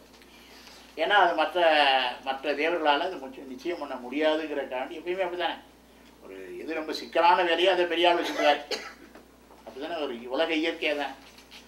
அதனால தான் அந்த சித்தியாவில் சொல்லும்போது, உரைத்த தொழில்கள் மூன்றும் மூவருக்கும் உலகம் ஓத வரைத்து ஒருவனுக்கே இங்கு ஆக்கி வைத்தது என்னனின் விரை கமலத்தோனும் மாதும் ஏவலான் மேவினோர்கள் புரைத்ததிகார சக்தி புண்ணியம் நன்னலாலே. என்ன அறிஞர் சொல்றார். அந்த பிரம்மதேவன் அவர்களுக்கெல்லாம் கிடைக்கின்ற அந்த இது வந்து அவர்கள் செய்த சிவபுண்ணியத்தின் பயனாக இந்த 3 தொழில்களையும் அவரிடத்திலே கொடுக்குறார். உரைத்த தொழில்கள் மூன்று மூவருக்கும் உலகம் ஓத. ஏன்னா அந்த மூவர்கள் இந்த ஒரு எல்லையிலிருந்து சைடு பண்ணுறாங்க. அதுக்கு மேலே மகேஸ்வரன் கொஞ்சம் உயர்ந்த நிலை, அந்த 3 பேரை மட்டும் எடுத்துக்கிறார். அப்போது பிரம்மா படைக்கிறார், திருமால் காக்கிறார், ருத்ரன் அடிக்கிறார் என்று சொல்கிறோமே, அது வந்து சைவ சித்தாந்தம் இல்லை. அந்த அப்படி சொன்னீங்கன்னா அதுக்கு பேர் என்னது? பௌராணிகம். அந்த கொள்கைக்கு பேர் தான் பௌராணிகம்னு பேர். அதாவது புராணங்களையே அடிப்படையாக வைத்துக்கொண்டு சொல்வது. அதுக்குதான் பௌராணிகர்கள்னு பேர். அதாவது அந்த புராணங்களை வந்து அதுக்கு மேலே இருக்கக்கூடிய வேதங்களை வச்சு செட்ரேட் பண்ணணும், வேதத்தை ஆகமத்தின்படி செட்ரேட் பண்ணணும். அதாவது ஜென்ரல் லா என்ன? லாவில் 3 இருக்கும். ஒன்று கான்ஸ்டியூஷன், அடுத்தது ஆக்ட், அதுக்கடுத்தது ரூல்ஸ். சட்டத்தில் 3 வச்சுருப்பான். கான்ஸ்டியூஷன் அதான் நம்ம சுப்ரீம். அதுக்குள்ள இந்த கான்ஸ்டியூஷனுக்கு கீழே வர்றதெல்லாம் ஆக்ட், அந்த ஆக்டுக்கு கீழே வர்றதெல்லாம் ரூல்ஸ். இப்போ நீங்கள் என்ன பண்ணணும் அப்படின்னா, இந்த ரூல் முரண் மாதிரி தெரிஞ்சதுன்னா இந்த ரூலை வந்து ஆக்டை வச்சு தான் செட்ரேட் பண்ணணும். ரூலை வச்சு ஆக்டை மாற்றக்கூடாது, ஆக்டை வச்சு ரூலை மாற்றணும். அதுபோல் ஆக்டும் கான்ஸ்டியூஷனும் வித்தியாசமாக இருந்ததுன்னா என்ன பண்ணணும்? கான்ஸ்டியூஷனை மாற்றக்கூடாது, கான்ஸ்டியூஷனை வச்சு ஆக்டை மாற்றணும். அதானே சுப்ரீம் கோர்ட்டில் தீர்ப்பு கொடுக்குறேன்.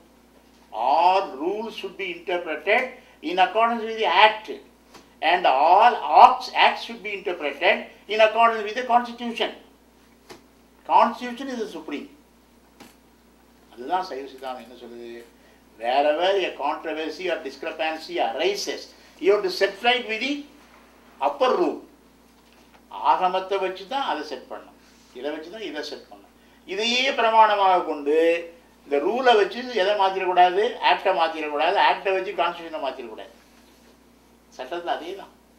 அதே போல தான் ஆகமங்கள் சொல்லக்கூடிய டிக்டேட்டை வச்சு தான் அவைக்கு பண்ணணும். அதையே தனியாக புராணங்களையே பரமபிரமாணமாக கொண்டு சொன்னால் அது பௌராணிகம். இப்போ சைவ சித்தாந்த முறையில் நாங்கள் அதை எப்படி சொல்லுவோம்? படைத்தல் காத்தல் வைத்தல். அன்றைக்கே சொன்னனே, அதாவது சிவபெருமான் பிரம்மாவின் மூலமாக படைக்கிறார், திருமால் மூலமாக அவைகள் பல மாறிக்கிட்டே வருவாங்க. அந்த பிரம்மாக்கள் மாறிக்கிட்டே தானே வருவாங்க. அவைகளுக்கெல்லாம் காரணம் சொல்லியிருக்கிறார். என்னென்ன பிரம்மா இப்போ இருக்கிற பிரம்மா இருக்கான்னு பாருங்க. இவனுக்கு நம்ம இதில் இருக்கு, நம்ம கால பிரமாணத்தில் இப்போ இருக்கிற பிரம்மாவுக்கு அன்றைக்கே சொன்னேன் 51 வயசு 1 மாதம் 1 நாள் ஆயிருக்கு இப்போ உள்ள பிரம்மாவுக்கு. அது சொல்லுது, ஆகமத்தில் சொல்லுது எல்லாமே. மற்றவர் எங்கே போயிட்டார் முந்தினவர்? அதாவது அவர்கள் மறுபடியும் இப்ப நீங்க எங்க போறீங்க? அதேதான். After death where you go? அதே கேள்வி நான் கேட்கிறேன். After death where you go? அதே மாதிரி அவர் ஆன்மா தானே. ஈஸ்வரன் எலிவேட்டட் சோர், அவ்வளவுதானே. அவர் இன்னொரு பிறப்பு எடுத்தானே ஆகணும். பிரம்மா எத்தனை பிரம்மா பிறந்திருக்கிறாங்க வச்சிருக்காங்க இருக்கேன். ஒரு பிரம்மா தானே திருவள்ளுவரா பிறக்கிறார்.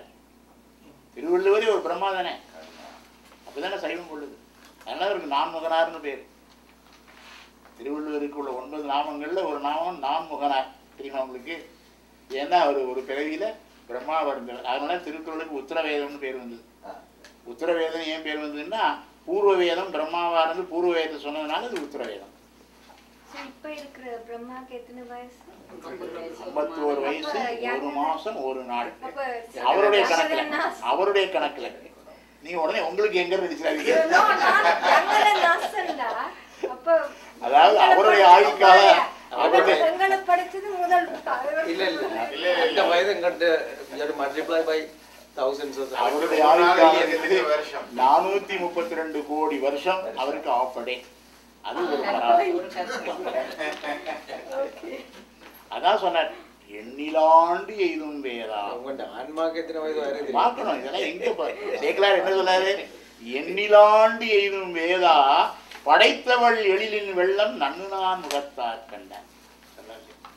அவளினும் நல்லாள் என்பால் புண்ணிய 16 ஆண்டு எய்தும் புகழிவேந்தர் கண்ணுதர் கருணை வெள்ளம் 1000 முகத்தார் கண்டான். நம்ம சிவநேசன் ஒரு புக்கு கொடுத்தாரு இன்னைக்கு, ஆமைய ஹிந்துங்கிற. அதுல கரெக்டா சொல்லியிருக்கிறார். நான் ஆச்சரியப்பட்டேன். சரிங்களா? இப்போ கரெக்டாக இருக்கு. ஒரு இங்கிலீஷில் புக் எழுதியிருக்கிறார், கரெக்டாக சொல்லியிருக்கிறேன். இன்னைக்கு தான் அந்த புத்தகத்தை பார்த்தேன். நீங்கள் இருக்கிறதா? இல்லை இல்லை, வேற ஆமைய ஹிந்து அப்படின்னு ஒரு புத்தகம். அதில் வந்து சொல்லியிருக்கிறேன். அதுபோல் எல்லாரும் உடன்படுறாங்க. அதில் வந்து யாருக்கு அதில் வந்து சைவம் வைணவம் பேதமே கிடையாது. பகவத்கீதையிலையும் கரெக்டாக தான் சொல்லார் கிருஷ்ணன், இல்லையா? அதையும் கரெக்டாக தான் சொல்றார். ஆகவே அந்த கற்பங்கள் அது யுகே யுகே சாம்பவாமின்னு சொன்னார் இல்லையா? ஒவ்வொரு யுகந்தோறும் வரும்போது சொல்லல, யுகங்கிறத ஒத்துக்கிறார்ல அவர். அதனால அந்த கான்செப்ட் மாறாது. நமக்கு என்ன, நம்ம வந்து அதை வந்து நம்ம கற்பனையே செய்து முடியாத ஒன்றா இருக்கனால நம்ம அதை நம்பருக்கு யோசனையா. எப்பொழுதுமே ஒரு இங்கிலீஷ்காரன் சொன்னா, ட்ரூத் இஸ் ஸ்ட்ரேஞ்சர் தான் ஃபிக்ஷன்னா. ட்ரூத் இஸ் ஸ்ட்ரேஞ்சர் தான் ஃபிக்ஷன். கற்பனையே பண்ணி பார்க்க முடியாது இருக்கிறதா உண்மைன்னா அப்படி சொன்னான். அதை நான் சொன்னேன் இல்லையா, எங்கே இருக்குன்னு சொன்னால் ஆறுமனாளுடைய பாலபாடம் 4வது பிரிவு கால பிரமாணம்ங்கிற தலைப்பில் நீங்கள் பாருங்கள். நான் சொன்னது ஆறுமனாளுடைய பாலபாடம் 4வது பாகம். அதில் ஒரு சாப்டர் என்ன வரும்? கால பிரமாணம். அதில் தெளிவாக சொல்கிறேன். பகவத்கீதையில் எப்படி சொல்கிறாரோ அதே கார்லேஷன் தான் நம்மகிட்டயுமே. அந்த இடத்துல வேறுபாடே கிடையாது. சில விஷயங்கள் வந்து நம்ம அந்த வைணவத்துக்கும் சைவம் இவரும் கரெக்டாக தான் சொல்கிறார். பிரபுபாதாவும் கரெக்டாக தான் சொல்கிறார். இஸ்கான் பாருங்க, அவரும் கரெக்டாக தான் சொல்கிறார். அதில் அவர் மாறுபடவே இல்லை. ஏன்னா சங்கல்பம் அவங்களுக்கும் ஒன்று தான். இந்த சங்கல்பம் இருக்கே, நமக்கும் ஒரே சங்கல்பம் தான், அவங்களுக்கும் ஒரே சங்கல்பம் தான். அதனால் அவங்க டிஸ்அக்ரி பண்ண முடியாது. நம்ம சொல்லுங்க சங்கல்பம் பண்ணி செய்யணும் இல்லையா, அந்த சங்கல்பத்தில் வரும். இப்போ நடக்கிற கல்பம் அப்போ அதுக்கு ஒரு பேர் வச்சுருக்காங்க, 432 கோடி வருஷம்னு சொல்கிறோம் இல்லையா. அந்த 432 கோடி வருஷம் ஒரு கல்பம். அந்த கல்பத்துக்கே பேர் வச்சிருக்கிறாங்க. இப்போ நடக்கிற கல்பத்துக்கு என்ன பேர்? ஸ்வேத வராக கல்பம். ஸ்வேத வராக கல்பம். அந்த ஸ்வேத வராக கல்பத்தில் 14 மனுக்கள் போயிடுவாங்க. அதில் ஒரு மனு தான் இப்போ நடக்கிற, அதான் மன்வந்திரம். வைவஸ்வத மனு தான் இப்போ ஆட்சி பண்ணிட்டு இருக்காரு. வைவஸ்வத மன்வந்திரே அஷ்டாவீம் சதீதமே. அந்த ஒரு யுகத்தில் வந்து 1000 மகாயுகம் இருக்குது. அந்த 1000 மகாயுகத்தில் இப்போ 28வது மகாயுகம் நடக்குது. அதான் அஷ்டாவீம் சதீதமே. அஷ்டாவீம் சதீதமே 28 கலியுகே. ஏன்னா இந்த சங்கல்பம் அவங்களுக்கு உடன்பாடு தான். So Vaishnavi cannot disagree. ஏன்னா சங்கல்பம் மாறலையே. பூசையின் போல சொல்லுவாங்க. ஆமாம், இல்லை எந்த ஒரு அதாவது தெய்வீக காரியங்கள் செய்யும்போது சங்கல்பம் சொல்லி தான் செய்யணும் அப்படின்னா. ஆகையினால சில விஷயங்கள் வந்து நமக்கு அந்த அதில் இதை தான் என்ன ஒரு முறை ஒரு செய்தியை மட்டும் சொல்லி நிறைவு செய்திருவோம். ஹிந்துவிசம் டுடேல ஒரு சிவாஜி சொல்லுங்க எழுதிக்கிறேன். என்ன எழுதிக்கிறான்னு கேட்டால், இந்த பிக் பேங் தியரி இருக்கு இல்லையா, அந்த பிக் பேங் தியரியை பற்றி ரிசர்ச் பண்ணி டாக்டர் கார்ல் சேகன் ஒரு சயின்டிஸ்ட், அந்த கார்ல் சேகன் என்ன சொல்கிறான்னு கேட்டிங்கன்னா, இந்த சூரிய குடும்பம், இந்த நட்சத்திர குடும்பம் இதுக்கெல்லாம் இது சொல்லிட்டு அவன் ஒரு காலப்பிரமாணம் சொல்கிறான். அந்த காலப்பிரமாணத்தில் இந்த கார்ல் சேகனே என்ன சொல்கிறான்னா, இந்த காஸ்மாலஜியில் சொல்லக்கூடியது it exactly corresponds with Hindu மித்தாலஜின்னு எழுதுகிறான். ஆச்சரியம், அது அப்படியே கட்டிங் வந்துருக்கு. கார்ல் சேகன் சேஸ் எங்களுடைய whatever findings exactly corresponds with Hindu மித்தாலஜினே சொல்கிறான். Carl Sagan, CARL. இப்போ பாருங்கள், ஒரு விஞ்ஞானி அவன் வந்து பெரிய காஸ்மாலஜியில் பெரிய எக்ஸ்பர்ட்னு சொல்கிறாங்க. அவ்வளோ பெரிய விஞ்ஞானி என்ன சொல்கிறான் பாருங்கள், அந்த டைம் ஃபேக்டர்னு போகும்போது ஹிந்து மித்தாலஜியில் சொல்கிறது கொஞ்சம் கரஸ்பாண்ட் பண்ணி வருதுங்கிறான். பாருங்க, இப்போ விஞ்ஞானி லெவலுக்கு போகும்போது அவனுக்கு அதை ஓரளவு அதை காம்ப்ரஹெண்ட் பண்ண முடியாது. ஹிந்துவிசம் டுடேல வந்தது. அவர் ரொம்ப அருமையான இந்த மாதிரி செய்திகள் எல்லாம் கொடுக்குறார். சிவாஜி சுப்ரமணியன் வந்து அந்த அப்பப்போ உலகத்தில் நடக்கக்கூடிய எல்லா செய்திகளையும் அந்த ஹிந்துவிசம் டுடேல சரி அருமையாக கொடுக்குறாரு. முன்பு வந்ததா? இது வந்து ரொம்ப நாளைக்கு முன்னாடி வந்து. அதுபோல் அந்த ஸ்கூல் ஆஃப் தாட் வந்து இருக்குது. அதுக்கு தான் சொன்னேன், சயின்ஸு வந்து அதை ரெஃப்யூட் பண்ண முடியல. ஏன்னா அவங்களும் என்ன சொன்னாங்க, இந்த யூனிவர்ஸ், இந்த ஏஜ் ஆஃப் த யூனிவர்ஸ் அப்படின்னு போகும்போது அப்போ என்ன தெரியுதுன்னா அவ்வளோ நாள் அப்படி இருக்குன்னு தானே தெரியுது உங்களுக்கு. அதனால் இந்த காலப்பிரமாணத்தில் ஆகமத்தில் எல்லாத்துக்கும் எது, அதாவது ஒரு விஷயம் ஞாபகம் வச்சுக்கணும், ஆகமம் வந்து என்ன சொல்லுதுன்னா, எந்த பொருளை உங்கள் இன்டெலிஜென்ஸ்னால அடைய முடியாத அதைத்தான் ஆகமம் சொல்லுது. நமக்கு தெரிஞ்சே ஆகமம் சொன்னால் அப்புறம் என்ன அர்த்தம் இருக்குது? ஆகமங்களுக்கு அதனால தான் சுப்பீரியாரிட்டி கொடுக்குறதுக்கு காரணம் எல்லாம் இருக்குது. எல்லாம் இப்போ வந்துட்டு இருக்கு. அன்னைக்கு உங்கள் டாக்டர் அன்னைக்கு உங்களுக்கு இன்னைக்கு கொண்டு வந்தீங்களா? அன்னைக்கு கொண்டு வந்த ஆகமங்கள்லாம் கொண்டு வரலையே நீங்கள்? உங்களுக்கு காட்டுறதுக்காகவே அன்னைக்கு கொண்டு வந்தாரு டாக்டர். அதாவது நீங்கள் ஆகமெல்லாம் இருக்கான்னு கேட்டீங்க இல்லையா, அவ்வளோ ஆகமம் இருக்குன்னு சொல்லிட்டு ஒரு பெரிய சூட் கேஸில் போட்டு கொண்டு வந்து நீங்கள் அன்னைக்கு வரல.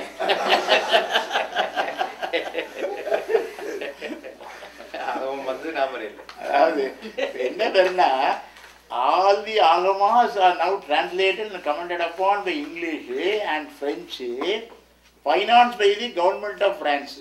அதான் பெரிய ஆச்சு. You are neglecting, but government of France is allotting crores of rupees for it. அப்போ அவன் ஏதோ ஒன்று இருக்குன்னு நினைக்கிறான் தான். வெட்டி வேறன்னு அவன் சொல்லலையே. ஆனால் நிறைய வருது, நிறைய பார்த்தீங்கன்னா நம்ம ஆயுள் காலமே படிக்க முடியாது அவ்வளோ வந்துட்டு இருக்கு. அவ்வளோ செய்திகள் இப்போ வருது. முன்னாடி இல்லாத இப்போ ஒரு லாபம் என்னென்னு கேட்டிங்கன்னா, நிறைய இப்போ இங்கிலீஷில் வர்றதுனால நம்ம இந்த ஆகமம் படிக்காது வேதம் படிக்காத குறையெல்லாம் நிவர்த்தி ஆகுது இப்போ. ஏன்னா சான்ஸ்கிரிட் தெரியல விட்டுருங்க, இங்கிலீஷ் சரியாக சொல்ல முடியாது இல்லையா, எல்லாம் எவ்ரிதிங் கம்ஸ் இன் இங்கிலீஷ். ஃப்ரெண்ட்ஸ்லாம் வருது, அப்போ இங்கிலீஷ்லேயும் வருது, ஃப்ரெஞ்ச்லேயும் வருது. அதனால நம்ம வந்து, ஆனால் நமக்கு வந்து ஞானிகள் சொல்லுவது அது வந்து மனம் என்ற ஒன்றை ஏற்றுக்கொண்டு ப்ரொசீட் பண்ணிட்டே போனால் தான் அதனுடைய இது என்னன்னு தெரியும்.